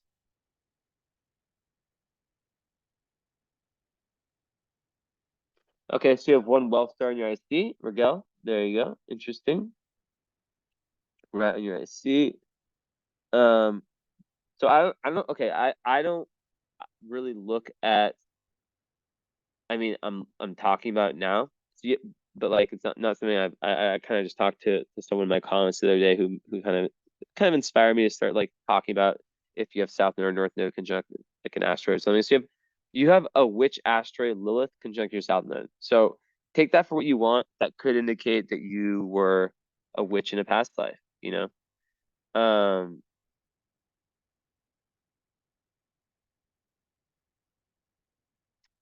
which would make sense, you Um, yeah, Psyche with Jupiter, I mean, that just gives someone like an amazing ability to understand the human psyche. especially like when it relates to relationships. So that's obviously great for someone who would be like, a counselor. And you have Zosma on your descendant, which is another one of those esoteric truth-seeking stars. So that's awesome. Um,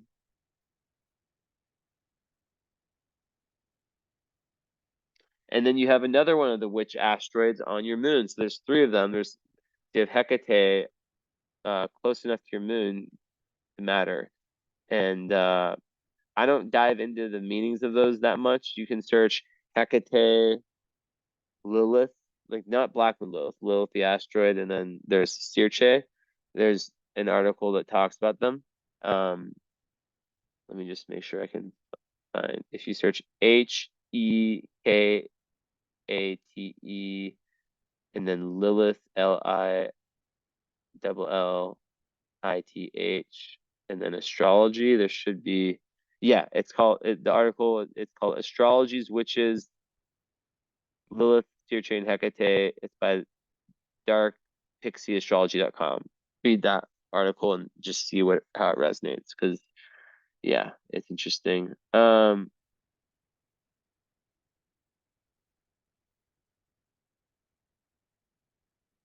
Interesting. Oh wow. So you have the star that's most linked to astrology on your Mars.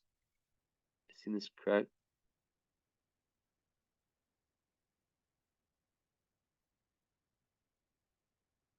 Yeah. You have Urania conjunct Mars, right? What's this one? No, Alphecca.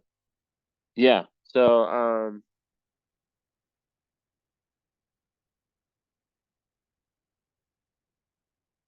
yeah, astrology could be something of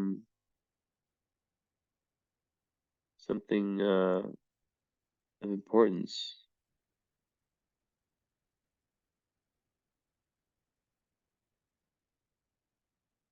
Um, see here.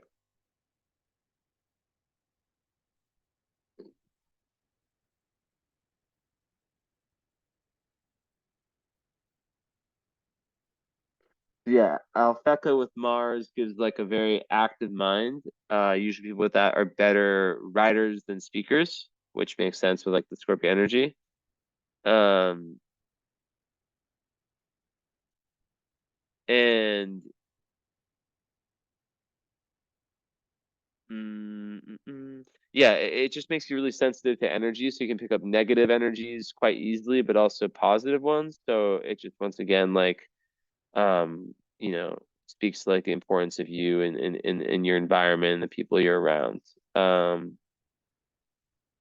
But it's really important like to get good at understanding like where and developing that intuition of like where those negative energies are coming from, right? So yeah, it can be really, really good for like if you're on a high level, being able to control um the energies within you through like different like this like very extraordinary like psychic ability, right? Um and being able to like protect your energy. So it just speaks to the importance of that. All right. Well, we went over a lot today. Let me just make sure the email, getting out of the burnout, life trajectory, just yeah.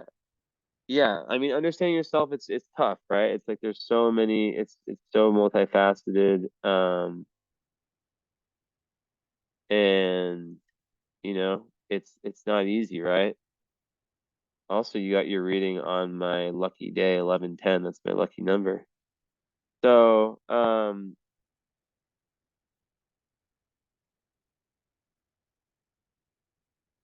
so yeah, once again with relationships, I think I've said a lot of things that can kind of be intermingled.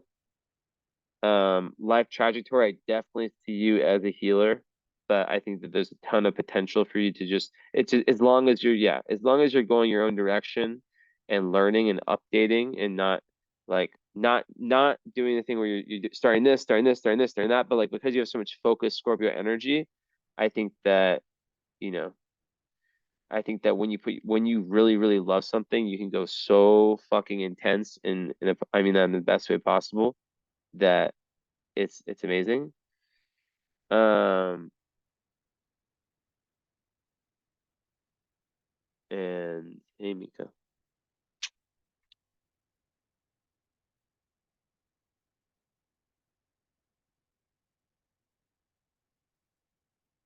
And yeah, with burnout, I think that like the idea of burnout, you know, when I look at your chart, I think like it could come from perfectionism. It could come from, Libra moon always trying to please other people. Um, it could come from, you know, not being in line. Like if you're doing a type of career that's not in line, it could come from not being in touch with the inner child, if that Chiron and Leo energy. And we can talk about all this. Make sure you take a lot of notes. Most people have to watch this many times, and just get in touch with me. No rush when you want to do the follow up. Most people, the majority, they add the current astrology to the follow up. So the follow up is 1 hour. You already have it. The current astrology is 2 more hours added to that around. And basically, like, this is the natal chart. You get this done once. Like, this is it. This never changes. It's very interesting for people like throughout their life, because they'll watch it 3 years later and be like, holy shit, this makes so much more sense now than it did before. Um, but especially like the more that they like start to kind of research the different aspects of their chart on their own, or just like areas of their chart. But yeah, the current astrology, for example, like, it's changing all the time. So I give you like how the energy is affecting you now. Like you talked about burnout, like, with Saturn and Pisces, we're all going through that to some extent. And Saturn is in your 12th house. I mean, it's your first house is Pisces, so it's like gonna be going on your ascendant very soon.